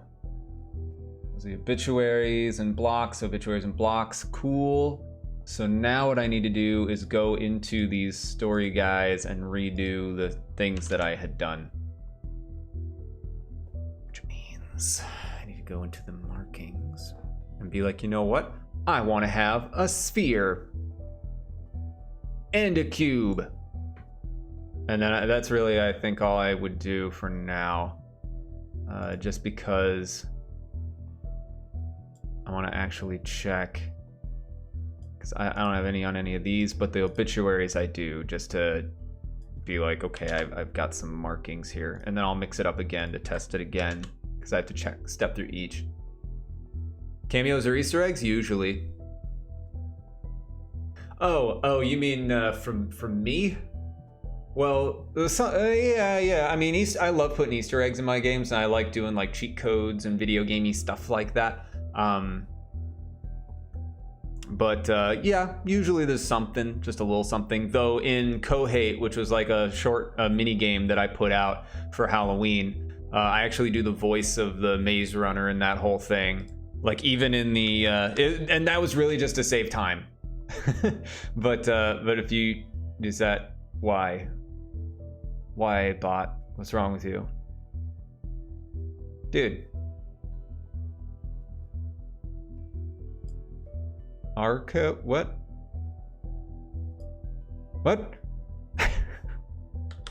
I'm so confused. Does the other one, does that may work? Nothing works. Why does nothing work? Even in the future, nothing works. All right, hold on. Usually it's that the bot needs to be reset because we live in the fucking past. Cloudbot off. Cloudbot activate. Stop sucking. All right, is it back or is it gonna take a moment? Hey, there it is. Anyway, if you look at the trailer for that, you know, you obviously hear me speaking and I do the voice of the maze runner and that whole thing. But yeah, it was something that I had put out real quick. I did it in like 2 months for Halloween. I just wanted something fun and small.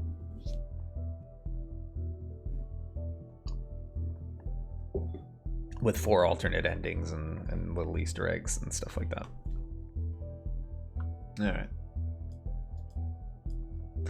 So, normal obituary. I need to get my markings.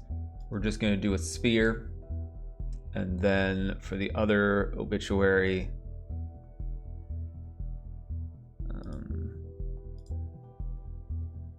we're going to do markings of a cube.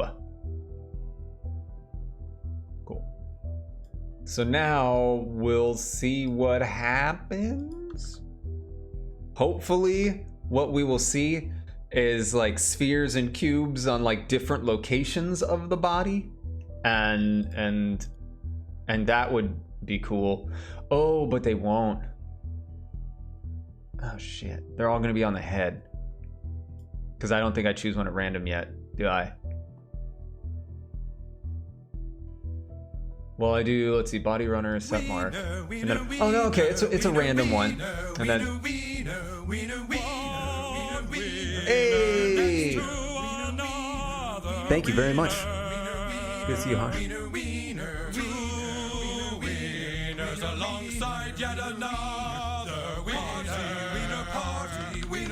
Shout outs to Hashigwa, another developer, another indie developer. Hi guys. I don't know why I'm doing that, I'm sorry. Hey. It's weird. It's a weird day because I'm doing a lot of weird stuff. So hopefully, thank you very much for the raid. I appreciate it. Hey, I'm another developer guy. And I do developer guy things, but I make horror games. Horror. Don't get carried away. Don't get too excited. So we're best friends now. I'm about to check a developer. Thank you very much for the So follow. we're best friends now. Jargon, thank you for the follow. Warrior games, So we're yeah, best you got it. friends Horror game sounds but yeah, it's horrier than any other horror game out there. All right, let's check this out. So we're gonna inspect some dead bodies, and they're gonna look like different colors of wax. But hold on, let me get it. Yeah, there's our race car lady. Race car lady. Hopefully, did I get any errors? Hold on. Make marking locate. Oh, I've already. Okay. Did it not do anything? Did I not do something properly? It's got markings, right? It's supposed to have markings.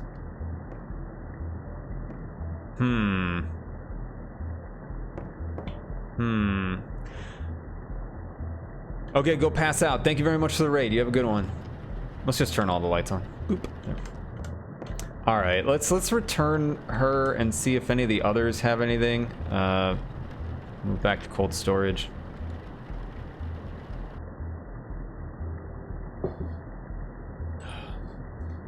Wife's making cookies. See, there's nothing here either. So what happened? What happened, man? Let's see. You were the same one. Oh wait, it's on her leg. It's there. It's there. It's on her leg. It is there. Hold on. Let's check and see. Maybe we got something a little more obvious. A shoulder. Oh snap! It works.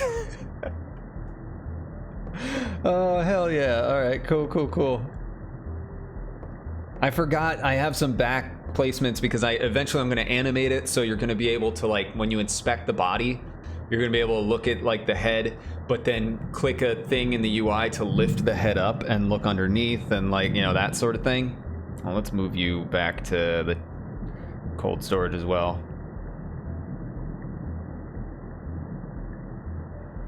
Likes maybe too long. Okay.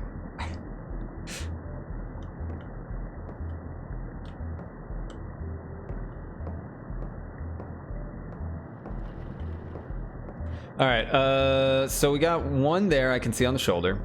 We got one there on the leg. Let's push this lady in. And then, okay, one there on the arm. No, on the hand. Until I'm done and... Yeah, that's a terrible idea, Slimbo. I'm pretty sure I'd hope you're joking. All right, let's move this to the tabla. Lindsay Stillwater. She's there and ready to be looked at. Of course, you know, there's no animation for this, but I should be able to record. All right. So now when I go look, I should see... Ooh, this will be interesting. Hey, strange cube on body on the right hand. So I think that would be head, shoulder. I think this is the one, or is it the other one? Other one. There we go. Strange cube on body. I'm not joking. That is a bad idea. You stay up all night, every night, until it's done. No, get sleep, plan stuff out. Actually finish things. You'll get burnt out and hate yourself. Staying up does suck, especially if you don't need to. Alright, so then we can do like name, age. Cool. I don't even remember how it knows that. God. I've written so much of this junk the past few days. There's just so much to it. Oh my god. But I know I wrote it, and I know it'll be easy to find. It's just... I'm like, oh, look at that. It actually worked. You know, this body is out now, so can I forget. Can I even send this back at the moment? Or no? I forget if I turned that off yet or not. Oh, my shadow. Let's flashlight it. There we go. Cold storage? Aha! I need to finish first. Thanks, Past Brian. You did some of the job you need to do. What's revenge?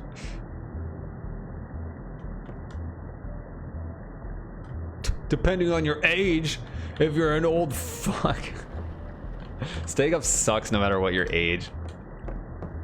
You just care about it less when you're younger. It'll dick you over no matter what. I stayed up a shit ton when I was 20 working at Mythic, and I fucking hated it. Maybe you can go an extra day or two and feel okay, but it destroys you. I think you just really believe it doesn't hurt you as bad. I think that's what most people feel. Alright, so I shouldn't be able to move this lady to the table either. To table. Nope, can't move the op table. Good.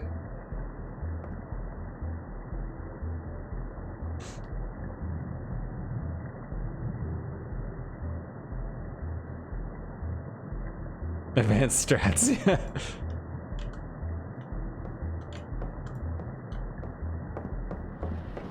Well, you know, if it's like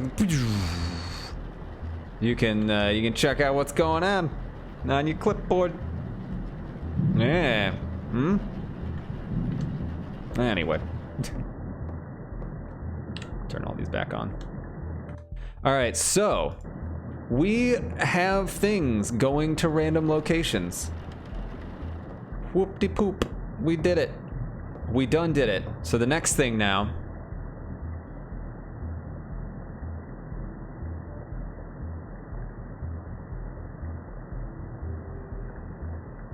Yeah, you're much easier to get angry and stuff if you don't get enough sleep. It affects you, and it doesn't really matter your age. It's just a mistake either way. I think it's easier. For me, it hurts more because I have children and I lose sleep every single day, and I already don't sleep well. So, yeah.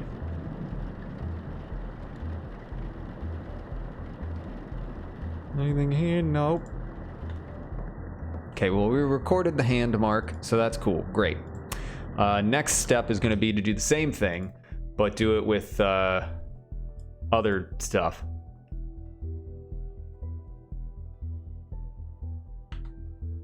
If you get used to it, it doesn't make it better. Like, I'm used to not getting a lot of sleep, yeah, but, I mean, I'm sure I would be healthier and function better if I actually got sleep.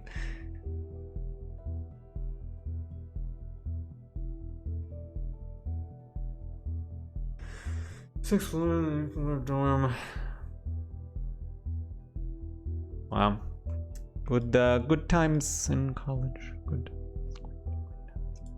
All right, so we're gonna go to story part 2, and we're gonna see if we can throw a dilly dally on here. We're gonna throw a couple markings. We're gonna throw spheres all over this. Multiple spheres. Sphere lady. And this is the one of a choice. So we're gonna have, I mean, we got 7 different places they could go, so really, I'm sure they were. The older you get, the more you realize that sleep is really nice. Yeah.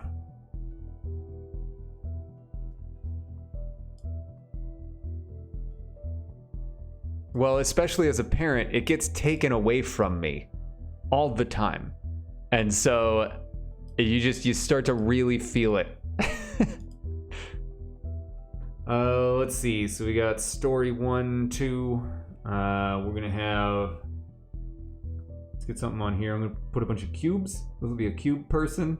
Oh wait, is this 1 or 2? So I'll do part 1 for one of these because I did 2 already, and I'll do it for cubes. So that way I know, like, if someone has cubes all over them and spheres all over them, I know that both block 2, block 3, and obituary work.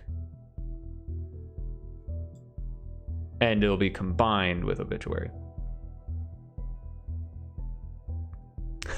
Actually, you sleep less as you get older. You need less sleep. Strange. We're strange, people. Kids do not agree that sleep is awesome. Yeah, no shit. Okay, so cubes. We got a cube on the leg, a cube on the face. I don't know if we got them anywhere else because I can't actually see if there are any in the other locations. So what I'm gonna do is, I think I can. I don't think I've saved the information yet, so I think I can move them back to cold storage. Damn it. Okay, well then we're gonna check in the editor real quick. Yes. It's becoming a Frankenstein game. Let's lift this lady into the air.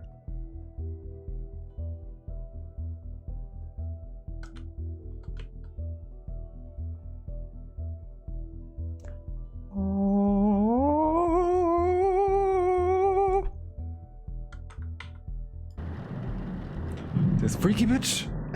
All right, so we got a leg one. We got a face one.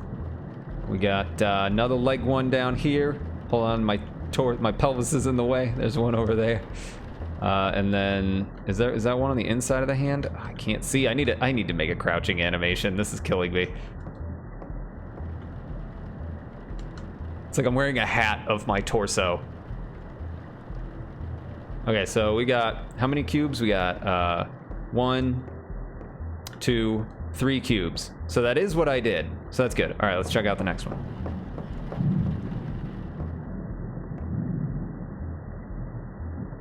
Yeah, well, my kids know you die. I'm very honest with them about things when they ask about, like, what happened to that animal? It's like, it's dead.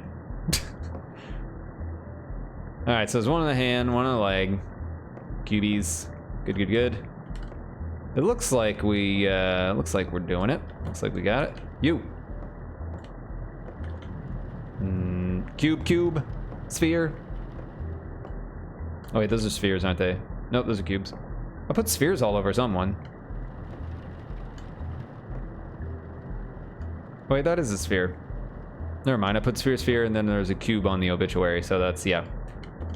Okay, we good. No, my flashlight's out. All right, so this actually seems to be working, which is cool. Now let's check the debug here and see. Need to finish first. Game object 1, game object. What is this? Oh, I don't need to call it clipboard anymore. Get rid of that debug. What I want is I want to see if... What, Father of the Year? For actually being honest with my children and teaching them about something instead of being like, you turn into fairy dust and then you live forever. It's no.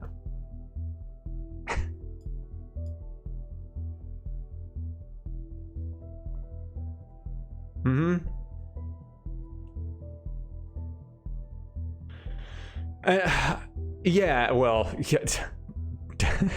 Divine, yeah, that sounds about right. My daughter is just as like weird about things like that, for sure. I totally get that.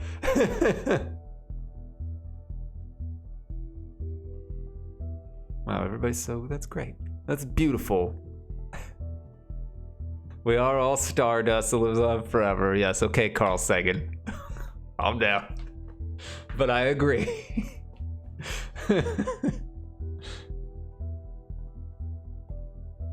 Actually, there's no agreeing. That's just the facts. Santa's fake. Well, so we still do Santa, because Santa's fun. But That's about all we do, actually. Everything else is fake, and with Easter Bunny, we already went down the road with Santa, so we were like, okay, that's what we're doing. But when Easter came around, we were like, that's just a guy in a suit. We just went with Santa because my wife doesn't want to do any of that, but I had a good time as a kid with Santa stuff, and the older I got, I just sort of pieced the dots together, and it didn't bother me, as it just made sense eventually. So it was enjoyable, and it was fun for my parents. It's like, I'm gonna do the same thing. My kid's super smart, so she'll figure it out. But yeah, anyway, also it didn't help that, back to the death thing, it didn't help that our dog died like a year ago or something like that. So it was very early on that they were introduced to the idea of death, and that the dog wouldn't come back. And then after that, we got a dog from a shelter that we were like, this is your forever dog, because you're gonna grow up with this dog, and this dog will grow up with you because it's a puppy, and you guys will be like besties and everything. And then my wife ended up being horribly allergic, and I had to take the dog back to the shelter, and it was the most heart-wrenching thing I have ever had to do, and I fucking hated it. But then obviously my daughter had to deal with that loss as well, and she was very sad about that. Now obviously we got Yoshi because we still wanted a dog. We gave it a little bit of time, but yeah. And that's worked out, and they love the dog, and it's awesome. But yeah, so my kids have gotten used to, things leaving and the finality of death. Like, we had to really paint the picture of how our dog Cody wasn't coming back and everything, and we weren't gonna do the whole they're just floating around up there somewhere. It's just, this dog is watching you sleep. It's gone. Oh yeah, you don't know that. Fair enough. Yeah, there is the bit of he knows you. He sees you when you're sleeping. It's not just he knows when you're sleeping, he knows when you're awake. He fucking sees you while you're sleeping. And then because of that, knows when you're awake. That's messed up, man. We drew the line at the elf on the shelf because the idea of having to keep this stupid thing alive of oh yeah, he's watching you. It's getting kids ready for surveillance cameras, right?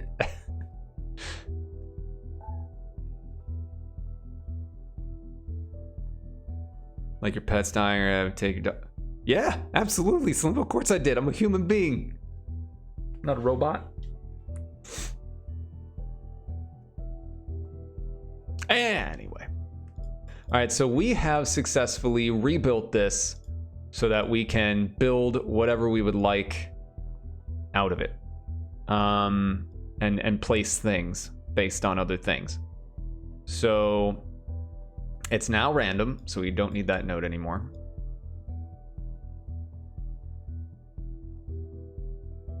And we didn't have to do this if either, which is kind of cool because we did that through getting a transform from the body runner, which is Nito Torpedo. Does not need a random location. Let's just clean this up. So now we need to save those locations, which is a little bit of a pain in the pooper, but we're gonna take, let's see. Ugh. SCP confirmed.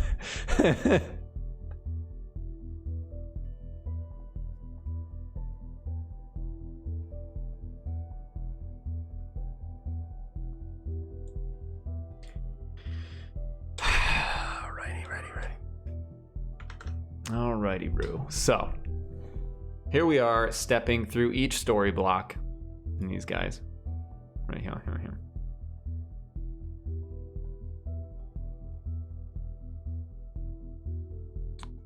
And then his reputation is a mess.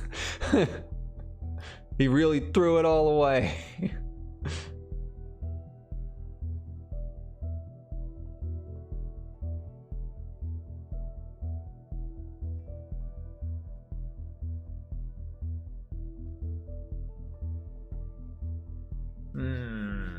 Okay, so we've chosen it. And I checked the body runner, and I guess what I need to do is where do I pull this from? Okay, this is all from the placing bodies world builder stuff. So I guess I would do the same thing, I suppose, in the body runner. Oh wait, no, that's choosing. But I don't need to do it.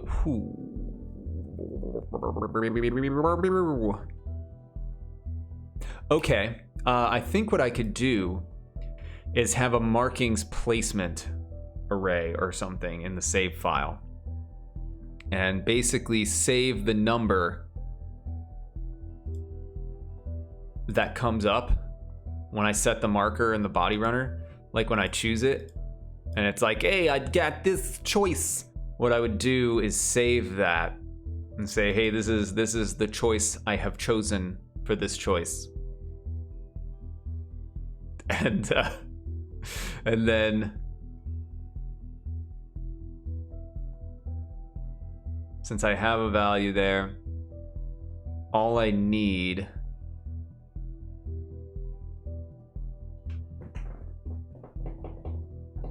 would I have a list then, I guess, in save stats for each body of the markings? Because it would just be like, yeah, this is useless. Because I could do a list of ints, because I don't know how many will be on the body. Because I still need to do regular markings after.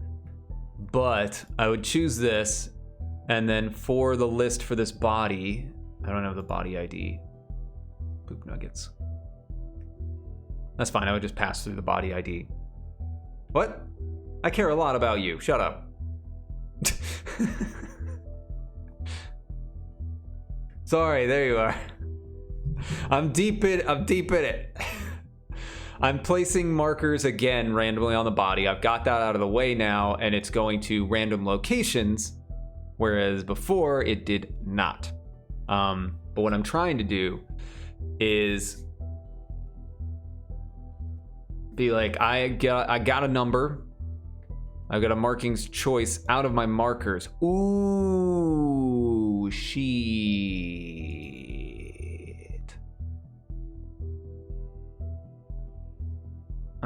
Nuts. Cause I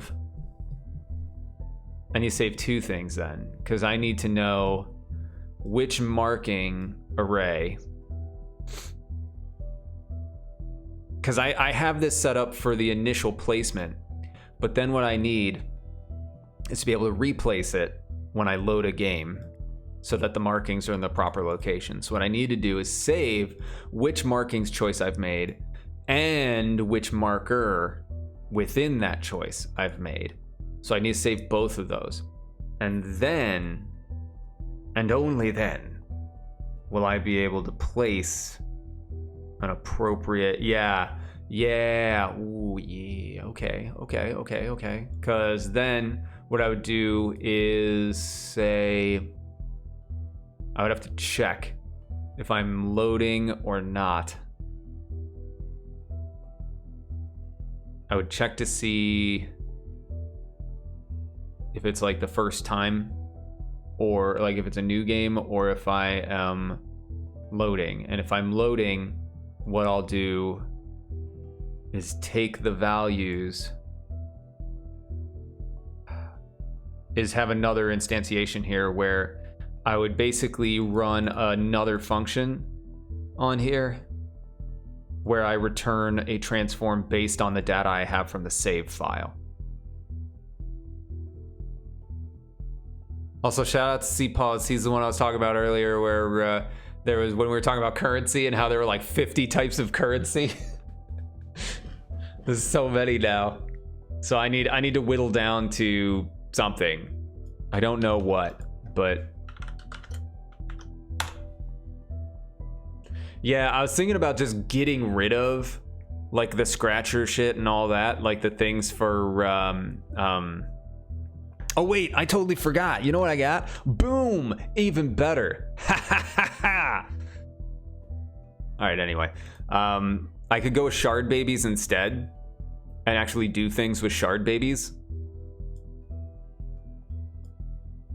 The only thing is like the actual like audio alerts and stuff like that. Like you can't.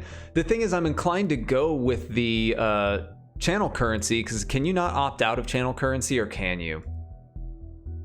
I think it's easier though because it's integrated with chat, so it's kind of like you want to use it, but it doesn't do a whole lot. Channel points. Yeah, I can disable channel points if I want. So I could disable them, but then I feel like because they are enabled across the board on Twitch and people have gotten used to them. No, not bits. There's that little sphere in the lower left of chat, because I don't believe I've specified any sort of icon. And it says shard babies. Yeah, that. So it's like,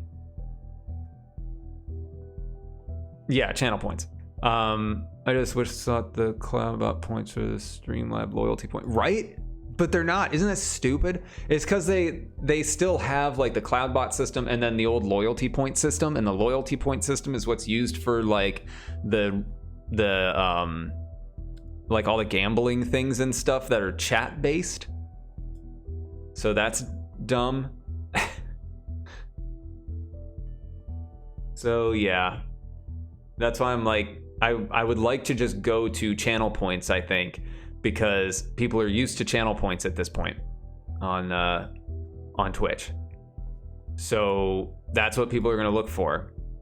I don't use channel points, I use stream currency. Chat can do a lot more. Yeah, exactly. I agree that they're better, but it's just training them to do that. Yeah, people don't know what to redeem anywhere, right? If I just turned off channel points and just kept regular shards, I could do more, I guess, with the Streamlabs like bot, the overlay. But then all loyalty points, yeah, becomes a weird, little load, man. They need to get this shit together.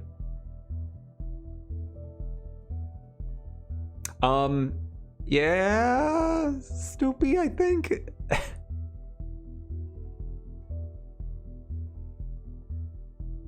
Yeah, I could, I wish I could change the location of the stupid, like Streamlabs overlay thing too, because it shows up right over my face. Same for anybody that has a camera in this location. Whatever. Profile manager, place markings, then I would be like, hey, do I have saved data? This stuff has already been set up, which is why I load save data all the time. But I need to check if there is values too. So what I need,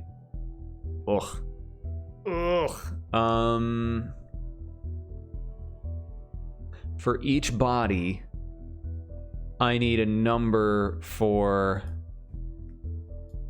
oh Lord, do I? Yeah, it's an extension. Hi, what's up? A lot? Why? What's that? Yes, why? What? Yay! I get to get a little fatter, guys. Awesome. I've got the white chocolate chip macadamia nut, which is actually my favorite cookie, which I never thought would happen because I don't like white chocolate. But there's something about the combination of everything in these cookies that's my jam. Can't help it. So.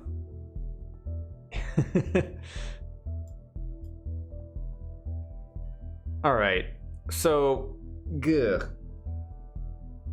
What I need is I need to know for each, oh Lord, for each mark, For each mark that's on... Actually, yeah, okay, because I would go through each marking. I've already got this dealie, so I would step through all the markings on the body in the obituary. And be like... Wait, I've got different ones for each. Hold on, I need to...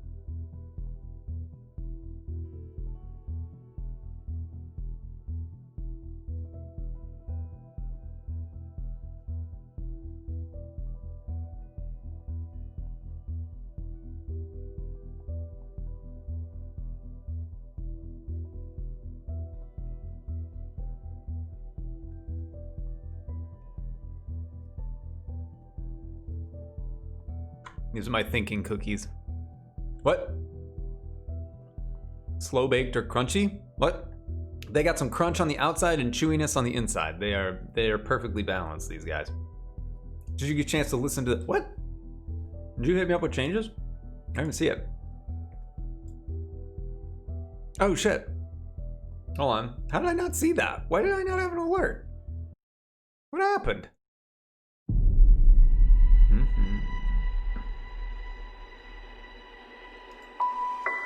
I need a cookie while we listen to this.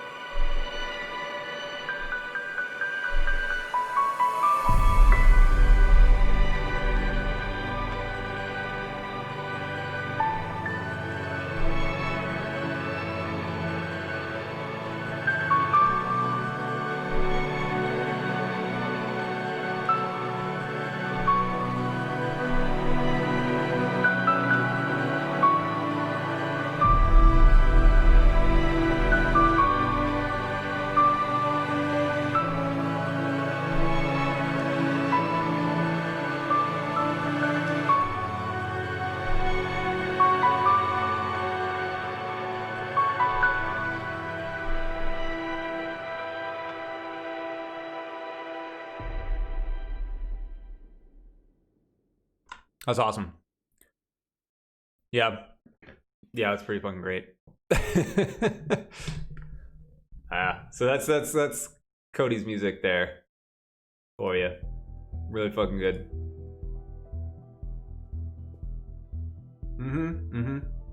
Yeah, super good. I'm trying to think if I would want it to like mount at the end or something so that I could like have like a finish, you know? But goddamn, that piece is so good. No, that's a, here, you wanna hear the main theme?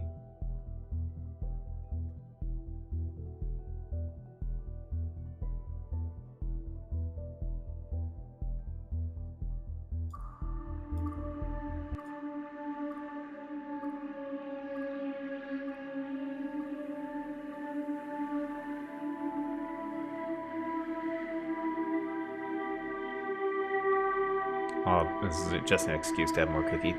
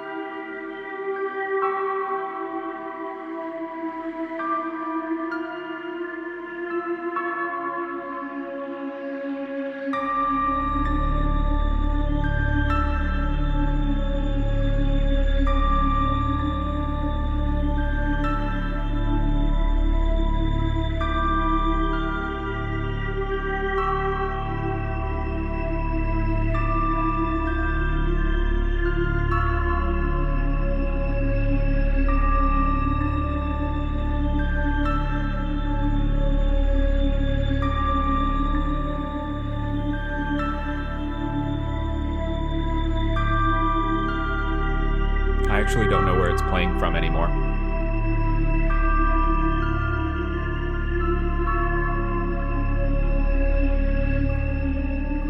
Oh, that could be kind of cool.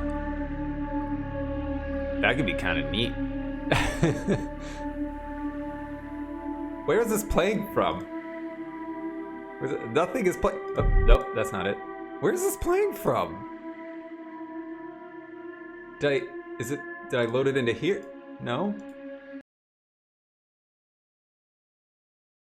Okay, well, I don't know that. Yeah. All right, well, anyway, yeah, I think something that sort of builds up at the end of that, all around you.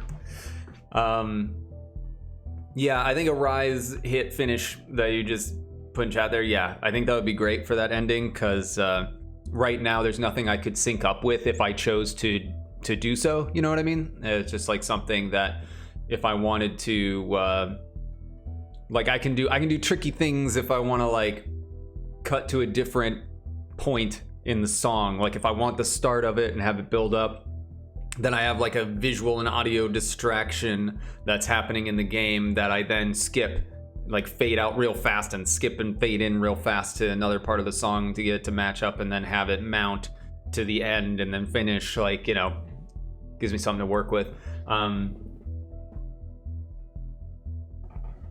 That's a great question. Let me check. And then yeah, the theme, yeah, if you want to add some staticiness, that's also creepy. I'm a huge fan of that too. Yeah. Hell yeah. Anyway, that's all CPAW's music's stuff right there. So if you need any music done, hit that man up. He is very fucking skilled. Beautiful.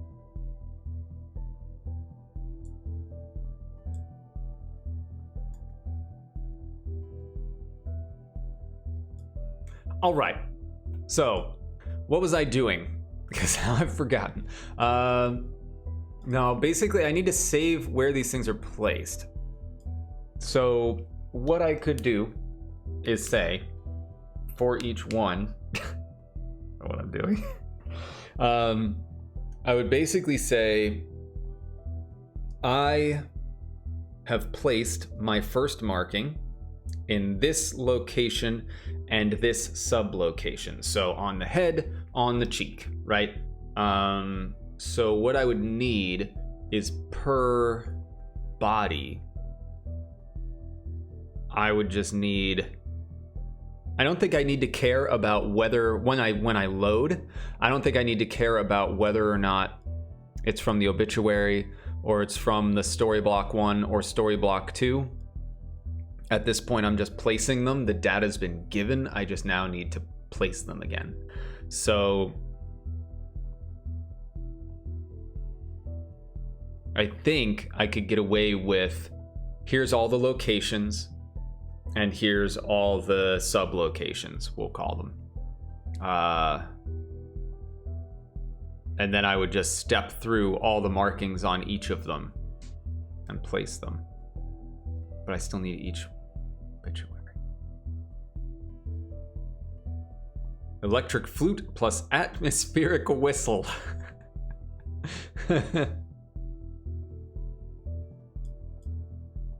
Just sounds funny, that's all.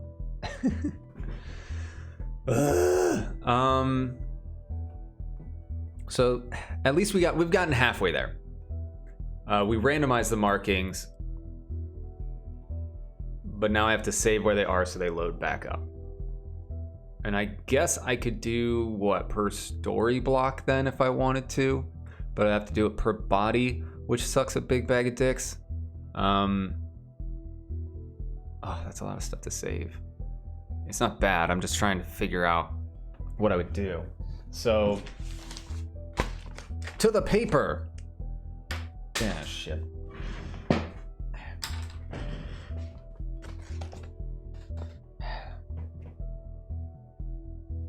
So I've already gotten per story block. Each story block has given me a certain number of items to place, certain number of markings to place.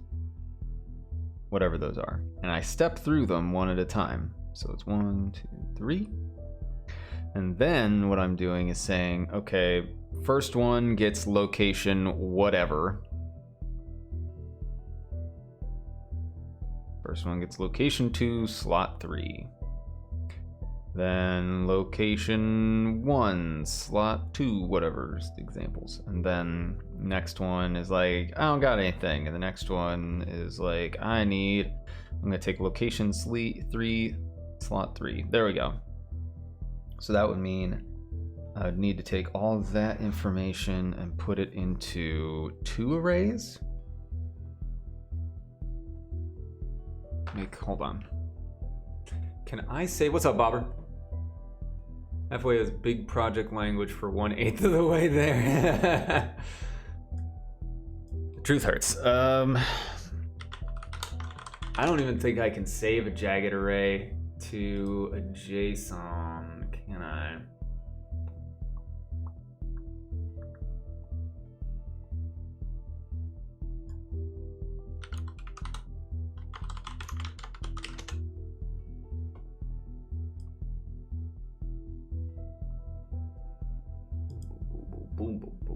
So we're best friends now.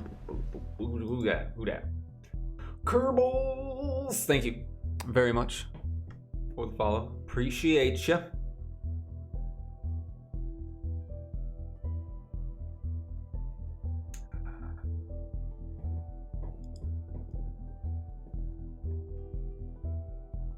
So, let's see. It seems like doing a jagged array into a JSON is going to be a pain in the dick. So, what I would need is, for body 1, it would get 1 int array of location, then another integer array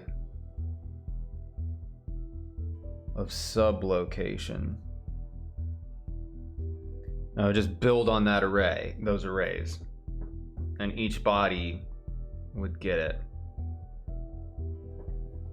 So it would look like, let's see, piece of paper everywhere. I'm a mess.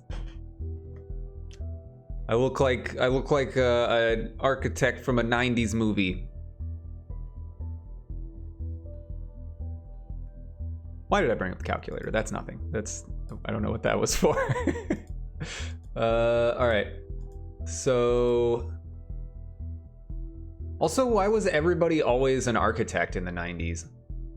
There you go, save state. So I would have like a public int array body 1 location. Ooh, but I don't know how many, so I might need to do a list so I can easily add and remove.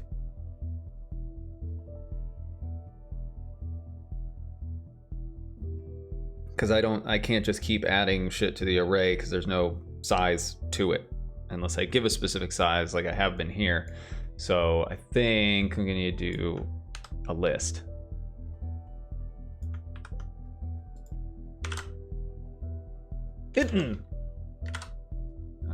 Int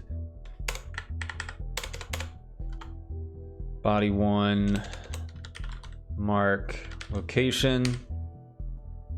This feels wrong. This feels like this isn't the thing to do. Body 1 mark sublocation. Because this is information I need for both. I need both of these things to know this body 1, the mark location is like, is it the head, is it leg, is it arm, whatever. And then the sublocation is where within that location is the thing. And that's what I'll read.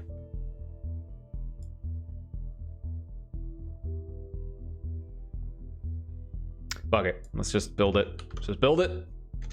Doing it live, whatever.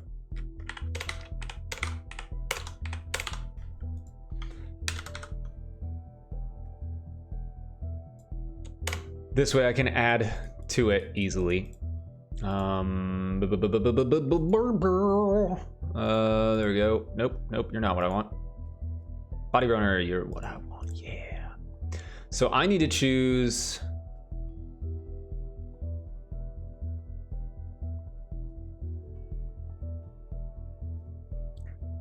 right, so this is if we haven't used it. So we know it's not used yet. So we would be like,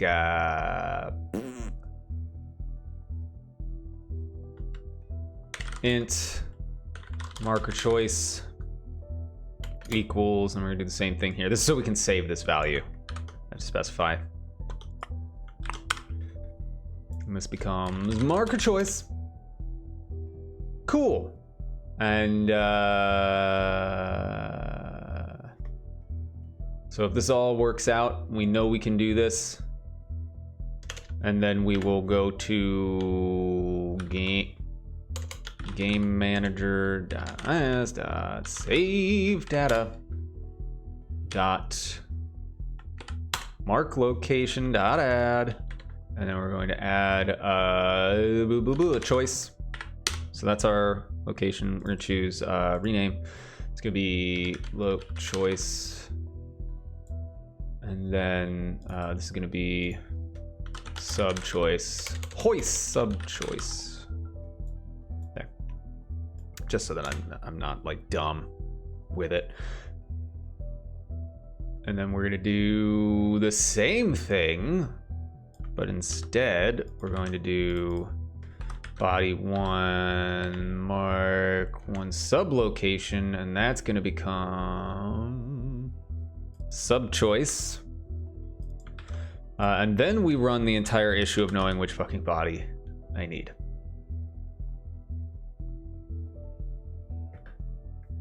So I need like a switch of which body, unless I could put that, I can't put that shit into an array.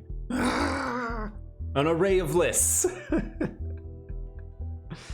Oh, Jeebus. Yeah. Okay, we're going to have to require the body ID.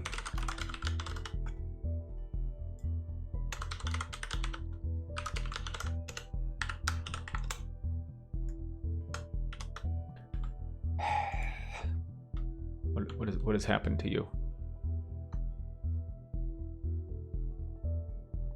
Whatever. Probably because it's not done. 0. Oh my god. It's like, it's seriously like my hands have been melted with acid or something. There we go. There we go. Yeah, I understand it's after that. Then what's wrong with you? Oh, whoops. Gotta go back through.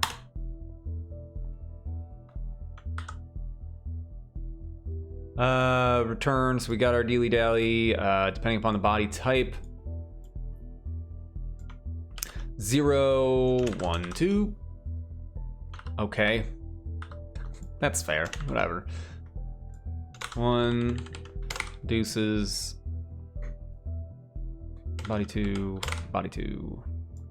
Body 3, body 3. So now we add those choices, great. So as it gets built, we now throw this information into the... All right. Thank you. Thank you, Bartek. So once we have done that, we now have saved information. Or at least once the player saves, it will save that information. But it's written down in our save state. No, it's okay. This is smooth brain shit right now. For me, I'm not saying that it's easy. I'm saying that I am smooth brain approaching this. Because this feels pretty smooth brain right here. But we'll ignore that. We'll just ignore it and pretend that it's the right thing to do. And then we need body ID getting passed through.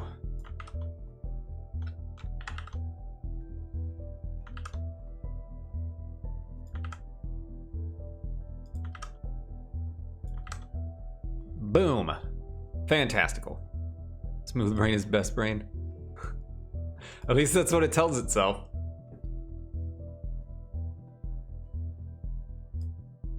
Smooth brain always believes that smooth brain is best brain.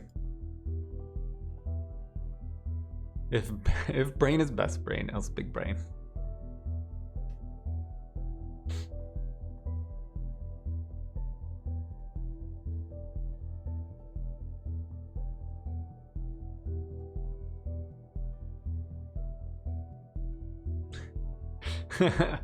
As well think I couldn't even read that properly the first time around.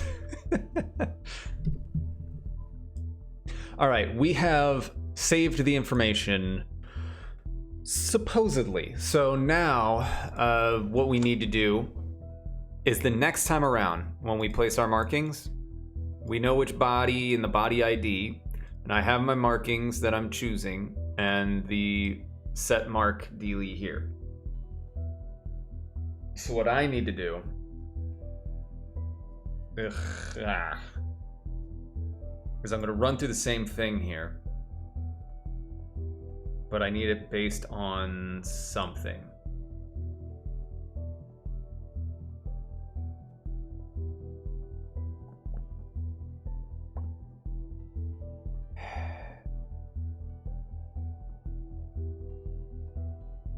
Usually what I've been liking to do is trying to do this in a way where, you know, the numbers that I spawn, like this right here, would use information from the save file. You know, just like this, where I've already written this information. So when I make a new file, So I'm already pulling the save data. I try to always do the first thing. Grr. Thank you very much for the follow. Or Gare. Sorry. Let's try to do the first thing that I come up with, even if I know it will be changed later. Most things will probably be changed. Yeah, that's what I do. I do the same thing. I write, I mean, we rewrote this today. And I wrote something slapdash before because I wanted to get it out. And that made this version doable, I would say. Because I had something to work off of. But I would do, let's see here. Like I would choose for the body, for the mark, I would send through usually, let me think this through. I would use a value that's already been chosen. What I could do is say, oh God, I would need to choose.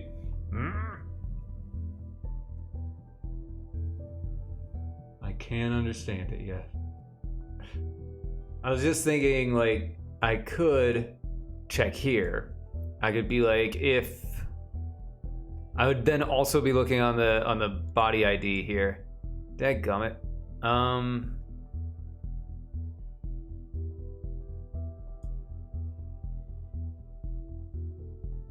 I would be ignoring that, I guess. Because this is for initial placement.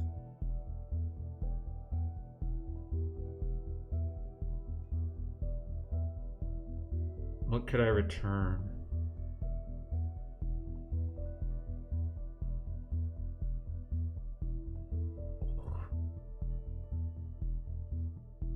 I would have to check for the body ID again. It'd be another switch in this. God, I wish I could work with arrays like that, but I mean, it's not. It's gonna happen there, unfortunately. It'd be an array of lists or something to that effect, or a list of lists. List within a list within a list within a list. And like I said, I could do jagged arrays, but it looks like writing jagged arrays to a JSON file might be a bit of a pain in the pooper. So what I could do instead is do a switch here first where I check for what the body is, and then be like, if my body, if I already have value in these lists, like if these lists already have value, then just place that shit instead. Like grab whatever. No, that's not gonna work.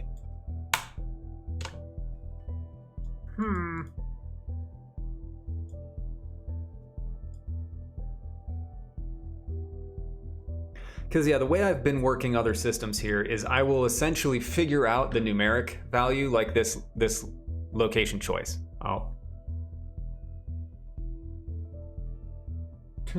Like I'll set this location choice to a save integer, right? Instead of just being a local like this.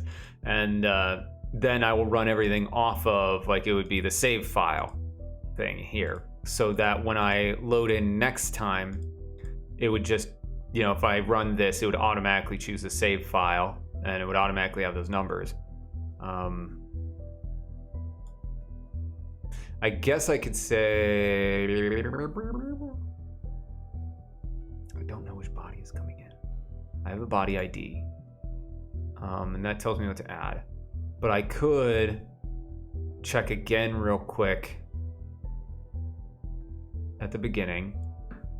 That's a little weird, but oh no, that wouldn't be good though, because I could say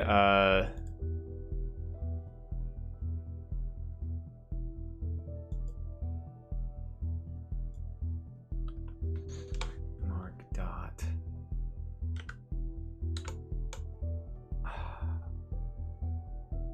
because I'm thinking I could just check the list and then just be like, hey, it's gonna be whatever this choice is, but I don't know which one I'm placing, which is a bit of a pain in the dick for this. So that won't work. Hey, Shredstein. I'm all right. I am okay. I'm just wrapping my brain around the next step of this building system for placing markings on the body. I have it saving the values. Right here. But then I need to load the values differently, I guess. Because here I grab that, but I guess what I could do is have a different function that works with the body runner and just is like, get this specifically. Next gen console, not currently. It takes a lot to get something on console. I'm not against it at all. But usually it's like I want to get it on PC and working on PC because that's what I'm building on. That's the easiest thing. It's a very large user base in terms of like potential success for game development, so it makes sense to do. And then console is still kind of a big question mark for me. I don't know how my games would do on console. I don't know.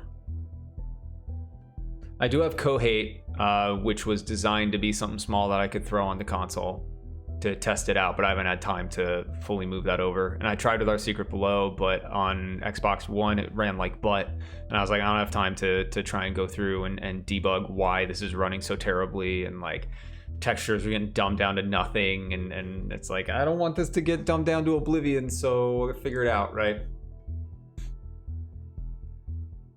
Binding, hello, good to see you again. Hello. Yes, console games are made on PCs. Everything's made on PC.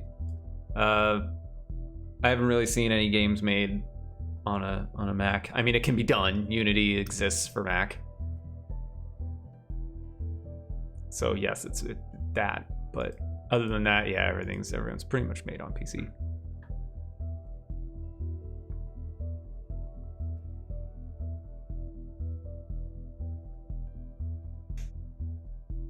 So I guess I could just have like a new place markings. Let me see. I got food. I'm more happy. Good. This would be public void markings loaded. We'll just call it. I don't even know if I want to use this. I just want to write something down so that my brain starts working. I'm going to pass these through here as well.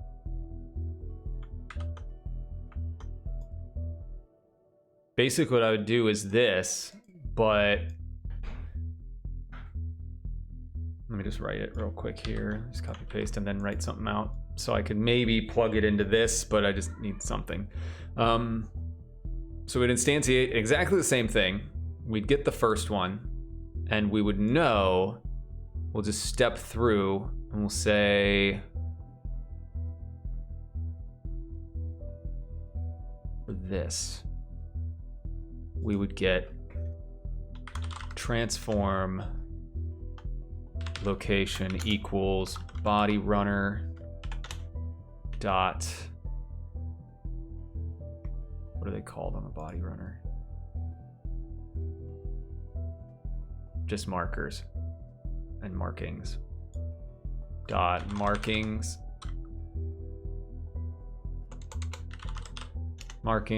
And then that would be the, this is where it's going to get real long again until I write something else out. Yes or no answer only. Do I add the sauce? Yes. You always add the sauce. Come on. Come on. What kind of question is that? Things without sauce. Except for steak. You don't really put sauce on steak. Maybe ketchup. No, I'm kidding. Don't want any super steak lovers be like, yeah, how could you say anything like that? But, yeah. Let's see. So we would go with save data body. Oh, shit. This would be so much easier. Okay, I gotta think about how I'm gonna do that in an array like this, because this is stupid. Let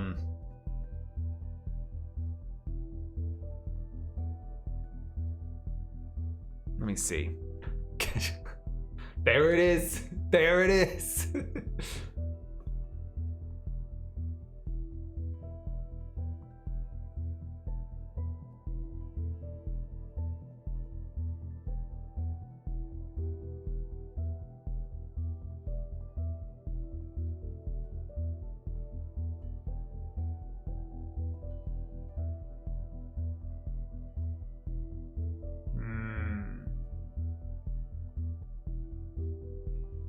Is it possible? Is it possible? Let's see. Could I? Could I?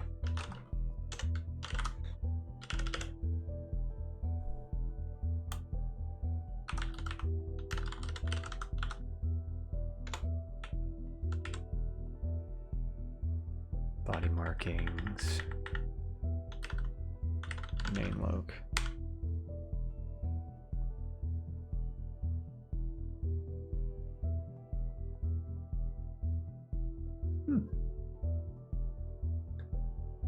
Now, adding to an array,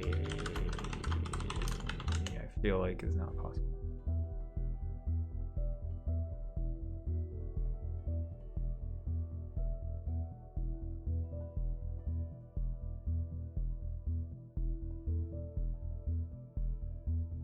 Yeah, I would have to resize the array.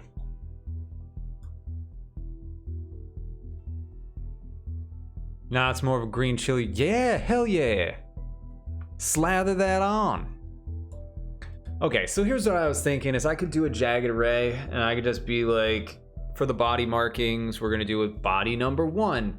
Here's the markings in body number 1. But then,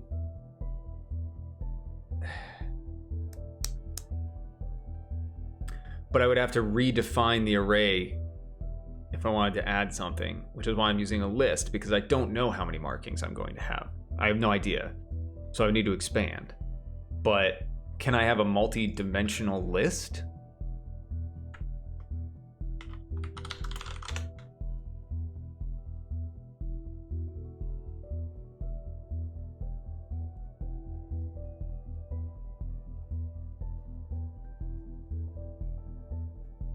Apparently it's possible, but that looks like weird butt. Hold on.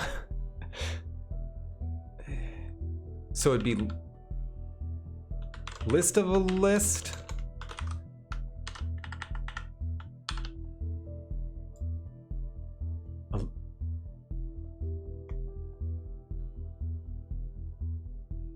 So that, but could I?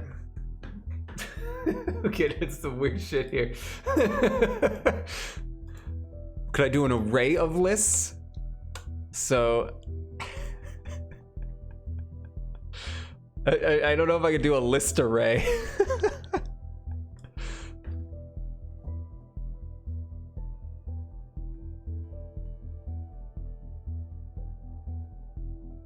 I mean, I guess I would just do this. Just out of curiosity.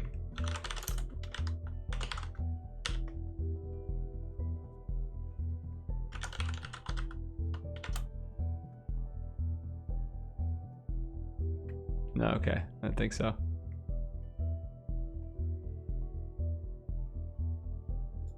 Or could I?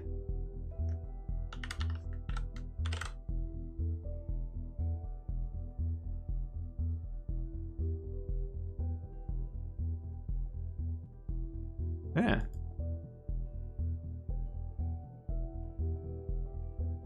Okay, so we'd have body marks, body mark location.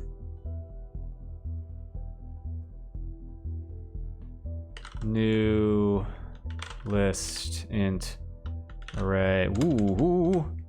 Array 3. So there's 3 lists of those. And then there's the mark sublocation. I don't know. So, okay. We've got a array of lists. Three to be exact. 3 lists is what we have. So now I know what body. That now, because the thing is, all of these things, you see a lot of 3s here. That's because there's only 3 bodies that are out in the game. So what I can do now is say, okay, body 0, do these things.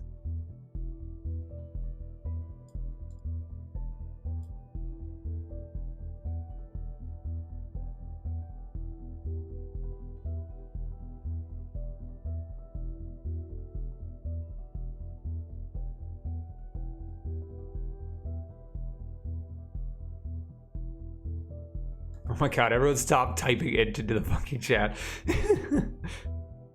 Yeah, no, I know. Let's not, no. Okay, we're not going down this road. There's no backseat dev rule. May not agree. Don't care. We got a thing with a thing. We'll make it work. With the body ID now.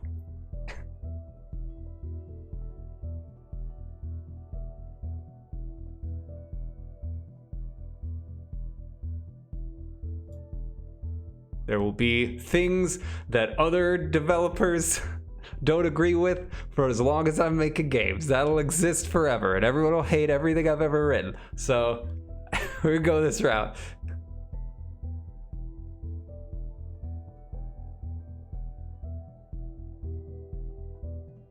Then don't look at it. I don't know what to tell you. Go look somewhere else. Do you ever get job offers to work for other devs? I mean, in an artist capacity, not an engineering capacity, obviously. But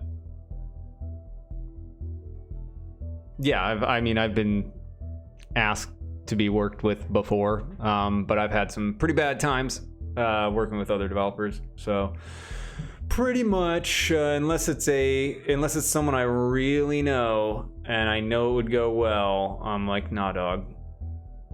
Or if it's like a studio, you know, obviously I'm fine working with a studio again, but I don't want to right now. Right now I want to do this. Every player reading the source code will hate it. Yeah, absolutely. Fine. That's what I ever understood. I make games, I don't fucking program. If my game works and does what it's supposed to and doesn't run like shit, then we're good. Yup. Okay. So what was I doing here? So we got wait, that's where we save that information, but it needs to be different now. So body ID instead, it's going to be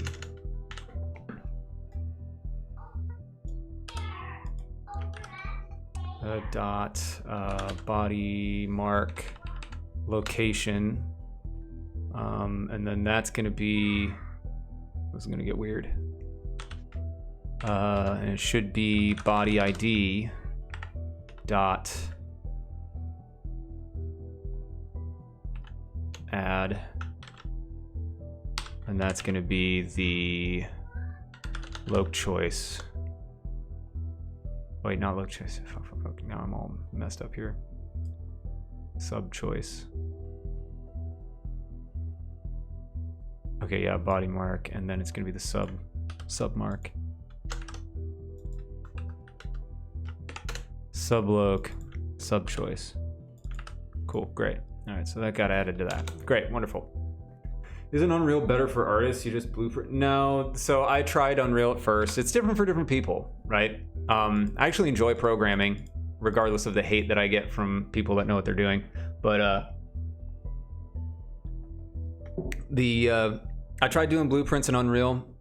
You end up needing to know the same logic, and you end up kind of, you're still in that same sort of mindset for what you would do in programming, but you're not learning a skill that can be used in other places or could be adapted to other things. You know what I mean? Try to copy paste to Stack Overflow. Man, I haven't copy paste from Stack Overflow in a minute. That was all my learning at the beginning, was tearing apart and rebuilding things from Stack Overflow and then doing all sorts of stuff. I mean, it was not easier for me to get started with. I don't know. Like I said, it's different stories for different folks. That's like asking if a big spoon is better than a little spoon. It's like, well, I mean, in what context? And I mean, they're both spoons. Those, I don't know. It's so tired at this point. Isn't Unreal better at this? Isn't Unity better at this? It's like they're just fucking tools, and you're either gonna be okay with them or not. Stack Overflow is the place to go. Hell yeah. All right. So it's nice to be the little spoon. So we get a location choice, cool. And we get our location sub choice, and that's good. And then So we're best friends from now. there, I can now game Sully. Thank you for the follow. Use both. Yeah, that's the takeaway. Don't commit to one, all right? Don't commit to being good at Unity or Unreal. Always be half in and half out of one of them, okay? Same for any sort of modeling stuff, you know, don't just commit to Maya, don't commit to Blender, don't commit to Max, don't commit to any pipeline. Just kind of mess around with each and question if you're doing the right thing every single time. That's going to be the best way to make sure that you make the best game possible, because you could always make a mistake in the choice of tool you're using, and that's what's going to make your game good. So you really got to focus in on that, okay? Otherwise, what's the fucking point?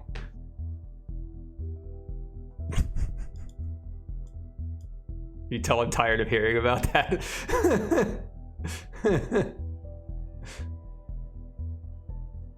Yeah, exactly.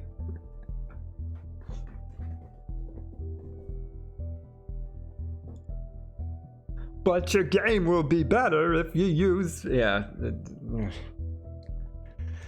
Anyway.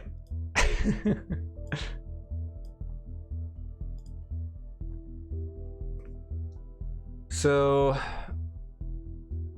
Alright, now I've stored in whichever array that body choice. I'm trying to think of how I can order this in a way that would be better. I guess there isn't really, because I need to check.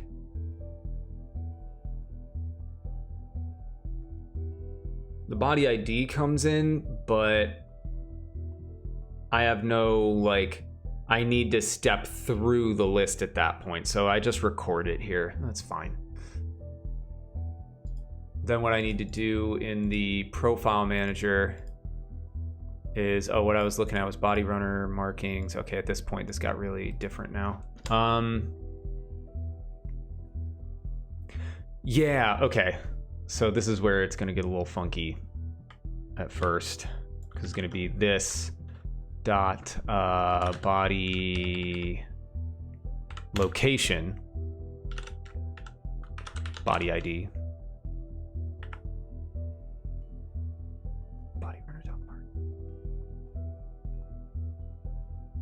Wait, what have I done? Dot.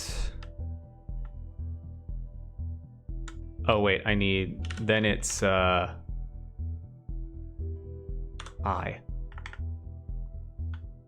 Is it? Wait, no. Dot transform. Fuck, hold on. I'm like, I came back to this after writing all that other shit, so now I'm like forgetting what I had done. Doesn't it just, oh, sorry, same thing. All right, so my location becomes in markings. First of all, I gotta go back into that. So this would be markings. Oh, I see. Okay. Markings, body ID.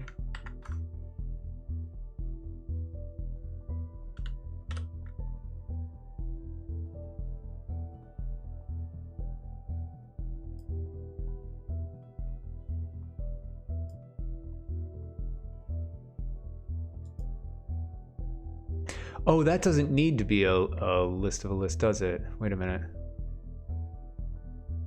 Did I just completely mess that up? So it's which body, and then the location, the mark location. So body ID, and then, oh, I've confused myself. No.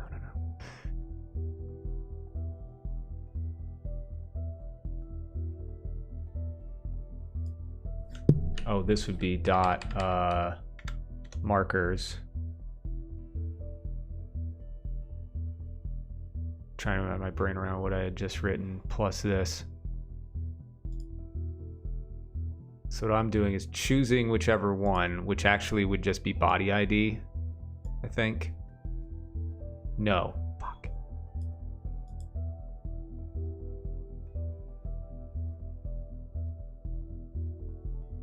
Well, that's what I had done, but I don't.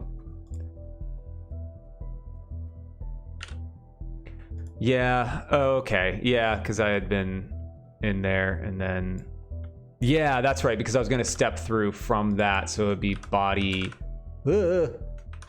sub location I dot.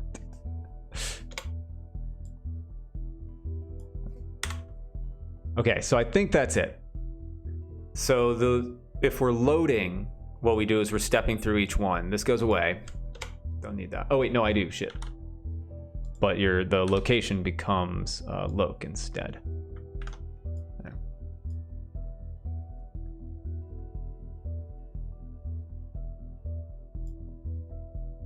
But then it's, yeah, this pulls from the scriptable object, whichever one needs to go there. But now, because I've saved it, that's weird.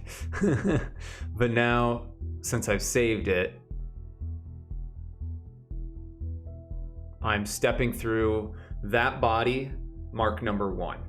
That body, mark number 2. And I just go down the list until all the marks are in place based on the locations that I've chosen. So I'll get the specific one based on, yeah, whether or not this right here, the mark location is whether or not it's just, is it head, is it shoulder, is it leg, whatever. And then dot markers is the actual transform where I get the sub location where it's like within head, it's on cheek, right? And then that's where that goes.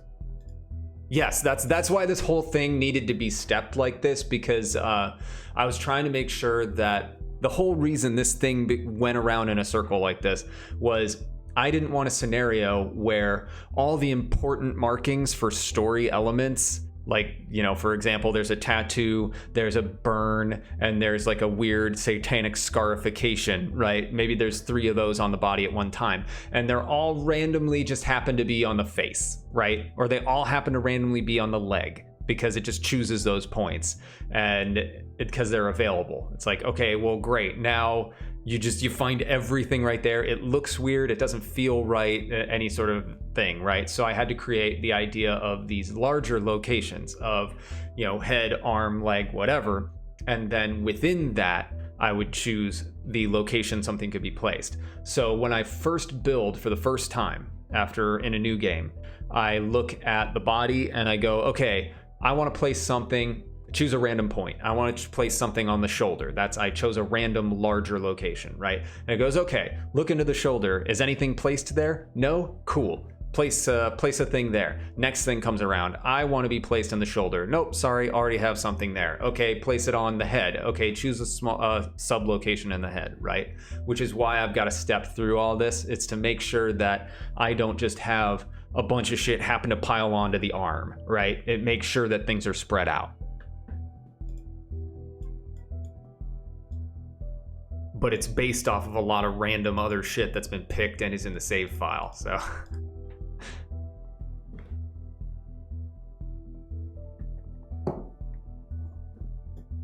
So we do this if there was a load. And then I'll do the same thing for the normal obituary as opposed to the haunted obituary. And then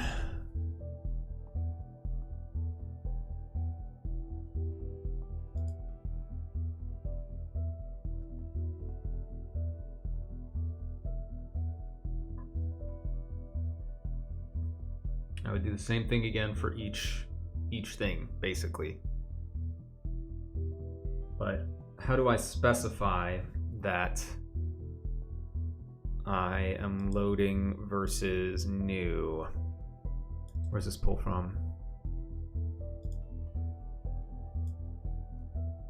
This comes from the profile manager. Place bodies comes in when I set up world data.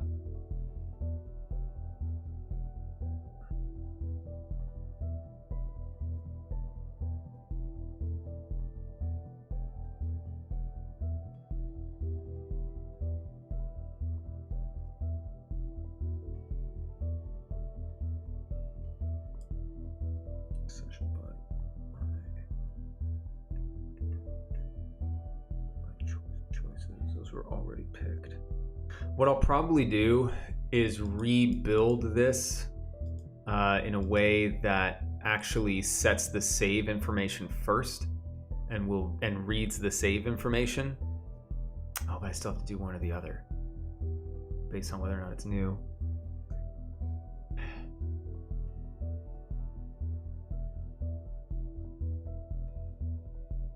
Interesting. I mean, I guess I could just have like an essentially like a bool or something in the save file that's like, I'm a save file, I'm loading, you know, and that way, you know, once you save, I can trip that bool so that I can then check that anytime I load. Because yeah, if I make a file and I don't save, and you come back, I mean, whatever, it'll do the new thing. But I suppose I could do that. That'll give me something I can check other times for other things. If I really wanted to just have an initial like on-off switch of like, am I a save or am I a load? Because then I could do essentially this right here, but plug it just right in here if the save file has that bool triggered. What I could do is just a public bool. It's just like public bool is saved. And then the first time I save, wherever you go,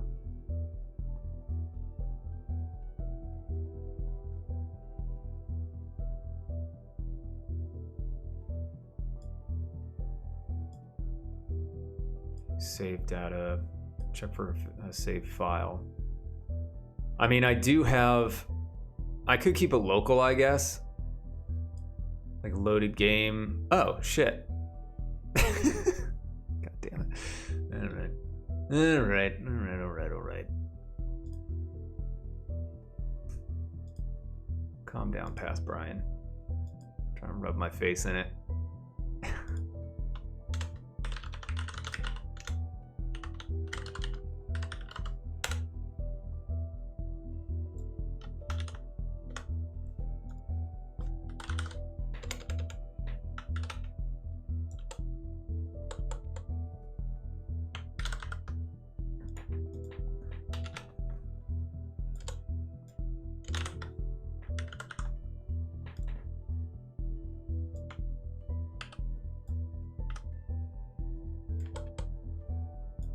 So now, there's already a bool that gets tripped internally on the game manager if it's loading the game. It just checks to see if the file exists and then triggers that bool. So that way, let me get this out of here.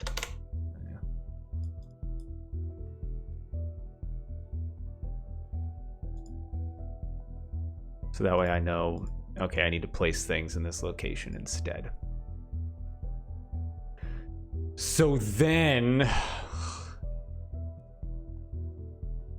do I need to do anything else here other than stuff for the obituary? Because I'm already, yeah, it's just body location and sublocation.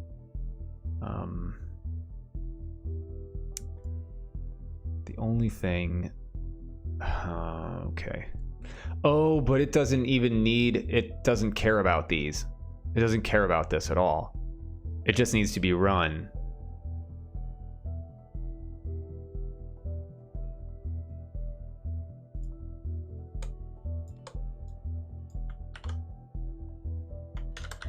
Because this is deciding locations, but once I have them, I'm just making it happen. So I'm basically like just doing it for the length of this, which would be just the length of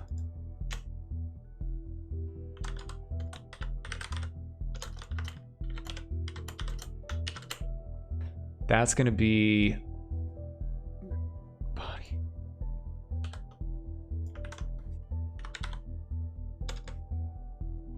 Capacity. But it's not going to be body mark. It's going to be body sublocation. Dot capacity.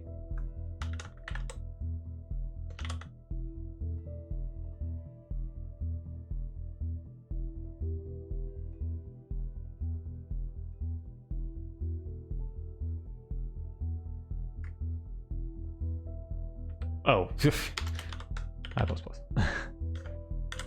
Okay, so if the game is loaded, I'll do all this other shit.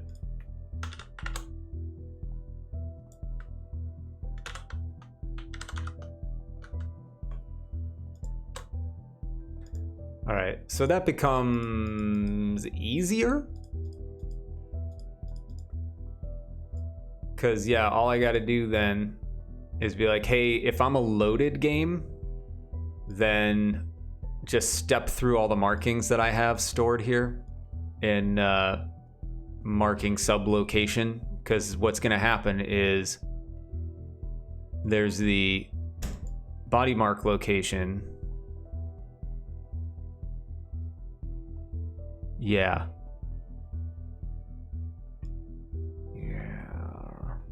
Yes, because there will be that many. That should be fine, I think. Oh lordy loo.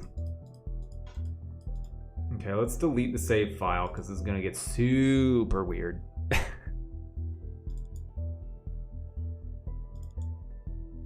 Me, app data, local low, and Darson Digital, and Mortuary Assistant, save data. Deletes. Yep. There you go. Now.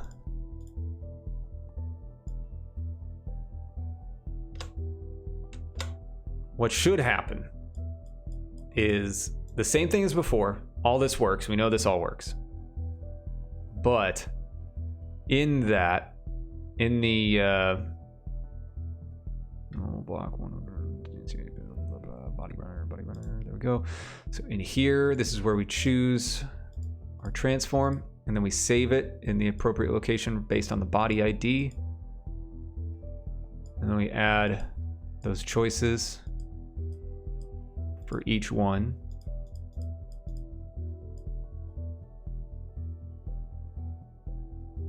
And then once we load, we take a look per each chosen location for the body sublocations. And we say, okay, for that number of times, we're going to check and see, hey, what's my major location? And then my sublocation. And we're just going to grab that directly from this body runner and instantiate it there at location.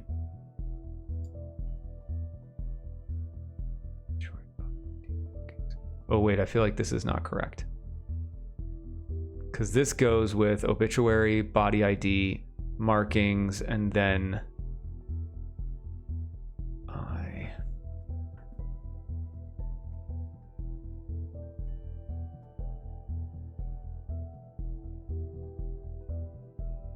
Yeah. Oh, wait. Because is it... Oh, damn it. It's not just haunted. Shit. Because I'm pulling from multiple story objects. So I'll be outside of the array. Because I'm going to have more spots than the obituary. Shit. Man. Yeah, we'll place them. That's fine. But when I load, it won't know what to do because I'm going to have like 5 marks placed, but there's only 1 available on the obituary. So I'll only know what to place out of those. I'll have to look at the others, but I won't know to do that. I'll have to run this just the number of times, this right here, the length, the haunted obituary. But then, how do I know which one's to place? Because now I'm starting from 0 for the haunted obituary, then I start from 0 for the block 1, then for block 2, but I'm stepping through the overall list here. So what I would have to do is add, I'd have to have an int that I add to, and that becomes that replaces I.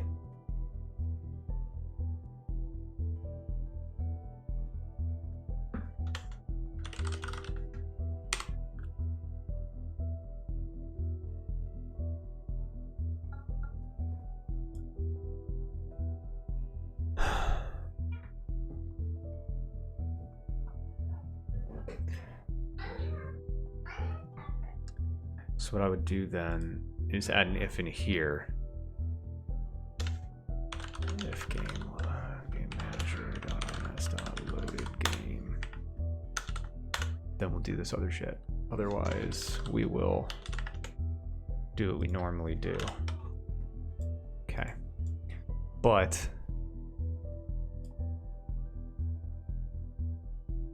I is going to be step plus plus. So what I would need to do is at the very end,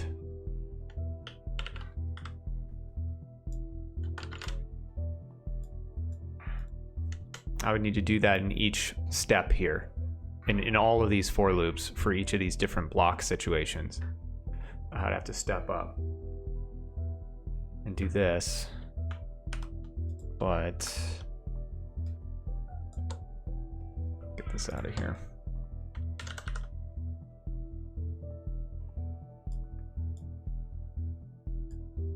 So for a loaded game, we would do this instead. And step replaces I. Seems weird in the first loop, but in the other loops, it starts to make sense because it's like, you know, if I've got 1 here, step will equal 1. And then in the next one, step will already be 1, and it'll grab the next thing in line. Do I make money from game dev besides direct sales? How else would you make money from game dev? Do you mean like from like Twitch and YouTube and other things like that, or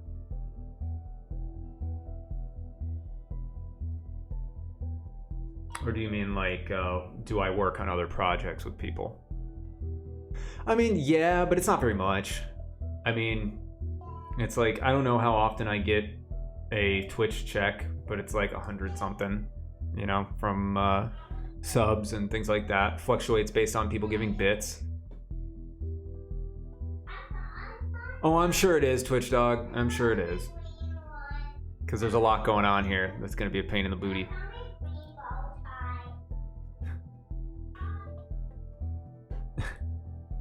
And then YouTube really has not made very much, but I have not thrown my all into YouTube. That's one of those weird things where it's like, if I went all in to try and make money on YouTube, I'd be a YouTuber and not really a game developer.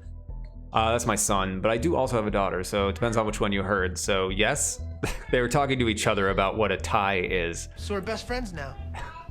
Tompkins, thank you very much for the follow.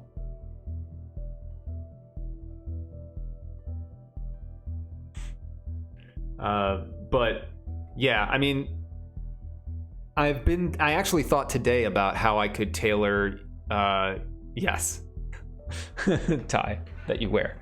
But I was actually thinking today about how I could try and change my my content so that it's easier to create to put up on YouTube. And I mean, it's just so much extra work, and I'm not against it. It's enjoyable, but it's basically starting down a different career path where I'm trying to make money doing that, you know? There can definitely be overlapping where it's like I'm doing game development stuff and I make videos doing that, but they very, very much need to overlap in an extreme way so that it's not a ton of extra work that just throws me out into like, I'm not doing anything. Ooh-wee indeed.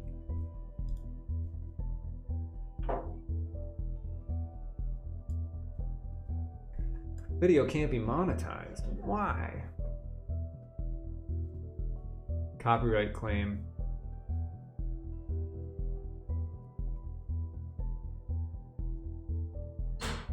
Wow, someone copyright claimed it right away.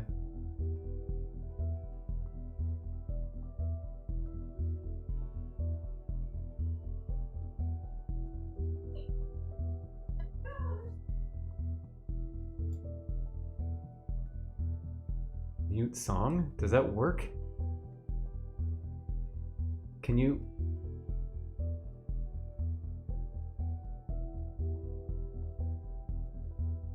See, that's silly. I mean, I don't mind because this was the first thing I was trying with do you know Thomas Brush? Seems to do. No, I mean I am aware of him. Yes. On puzzle design, go simpler than you think. I would do puzzles that I thought were super simple, and people were like, "This is some big brain shit," and like, "This is too hard," and it's like, I don't think so, but yeah, it's I think it's a good rule of thumb that your audience is I don't know, it sounds bad any way you put it, more easily challenged than you might think.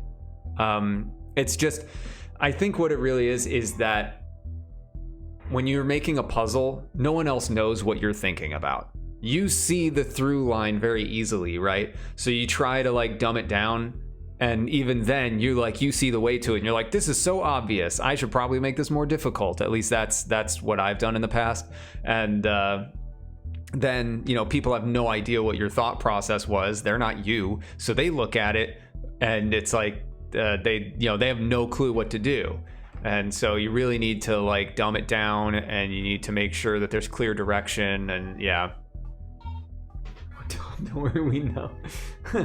But yeah, so to your thing about Thomas Brush, yeah, he's sort of like a walking advertisement at this point.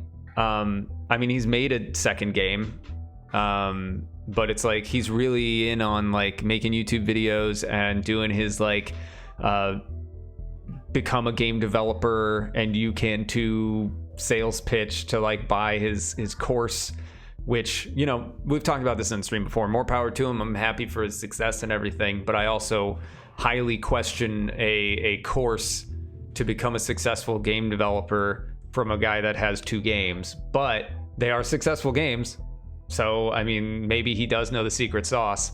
So I don't know. I'm just saying I would be wary of it. I'm not saying I wouldn't trust it at all. I don't know, but it's weird. But besides that point, he clearly puts lots and lots of time into making YouTube videos, and I think he does more stuff with people now. Like I know he did, I think it was with his most recent game, where he pretty much just did like art direction and creative direction kind of stuff.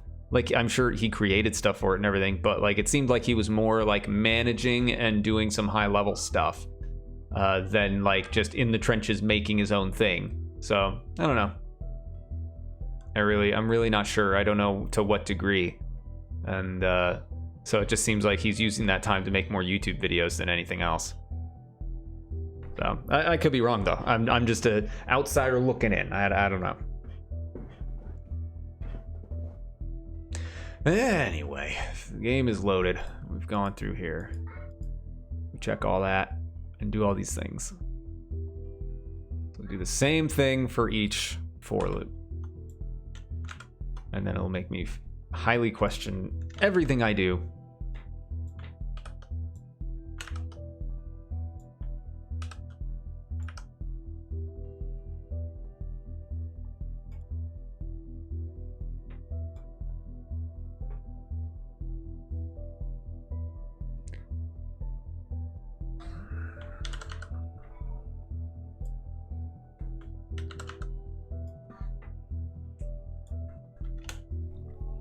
And then we do the same thing again.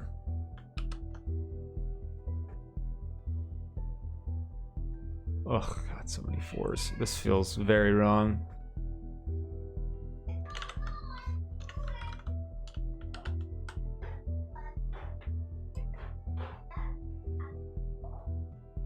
Thursday here at 10 minutes. Alright, Snoopy, enjoy. Get some sleep.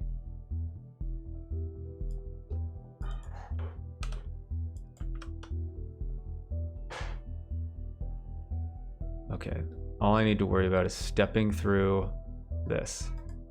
I think I'll be good. Except, oh no, I didn't correct it, so now I gotta, oh, poop. Because this is gonna be step, not I.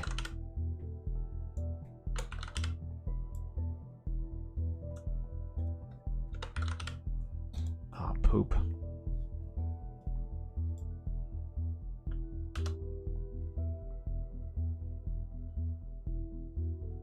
Give me both, Tompkins.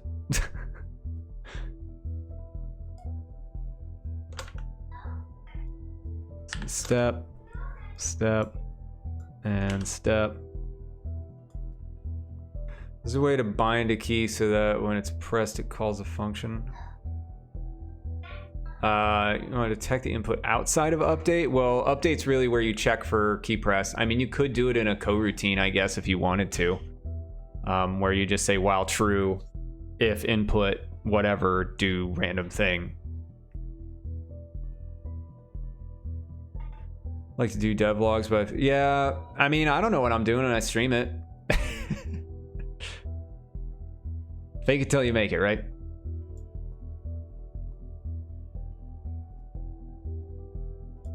I mean, honestly, a large part of it is just being the guy that does it, right? Because I get, I'll get people that come in like, like earlier where they poop on my code or whatever, and they're like, you should do this or you should do that, and I'm like, well, then you do a Twitch stream or you do a YouTube video. I don't know. It's like there was, I mean, we were just talking about him. I don't want it to seem like a bashing on Thomas Brush thing at all. A lot of respect for the guy, but he had a video that he did for Blender making a head crab, right? And it was awful. Like, I mean, it came out fine for the style he was going for, whatever. So end result, I guess. But like, he was teaching while he was doing it. So he was like teaching how to do UVs and how to model, but the modeling was bad and the UVing was bad. And it was teaching like improper ways to do things that would, make you, have to basically relearn a lot of stuff. Now that's still arguably good because it sends people down a path where they may start learning, but it was hard to watch because as someone who has spent years and years and years modeling, I'm like, that's not how you do it. Damn it, why are people listening to this man? And it's like, well, they're listening to him because he's the one doing it, and people respect him, and it's still inspired people, so there's still value, right? And that's the way I try to look at what I do. It's like, I may suck at code, but I'm here doing it, and if it inspires people, that's awesome. If not, then I don't know, go somewhere else, I guess. You can use Unity's new input system to detect the input. Really? That's neat. Blender modeling Udemy courses? I don't know. I don't know if they teach Blender or not. Others would say the answer is learn Maya instead, but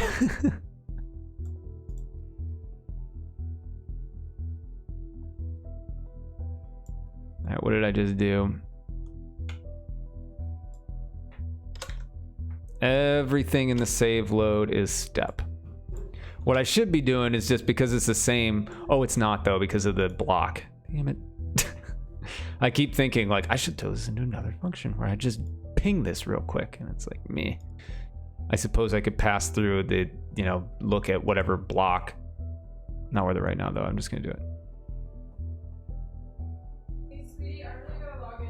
Pretty much. Sorry, I may have trailed off in different directions because I'm also trying to read code at the same time, which happens. I am super guilty of that. Okay, where am I?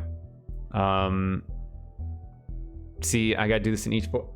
Yeah. I need to log in for my meeting. Oh, the meeting. I have to go. I have to go right now. My wife has a meeting that she needs to do, so we're going to get out of here. I totally forgot about it.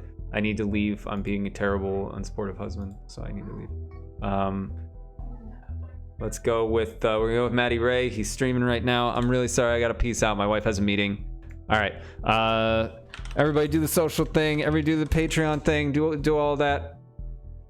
Thanks, bot. You suck. Awesome. We're gonna go ahead and raid Matty Ray. Please join everyone. I'm sorry I have to dip out so fast. I'll see you guys tomorrow morning. It's 9 a.m. to 12 p.m. and I will miss you all until then. Bye, everybody. Love you later.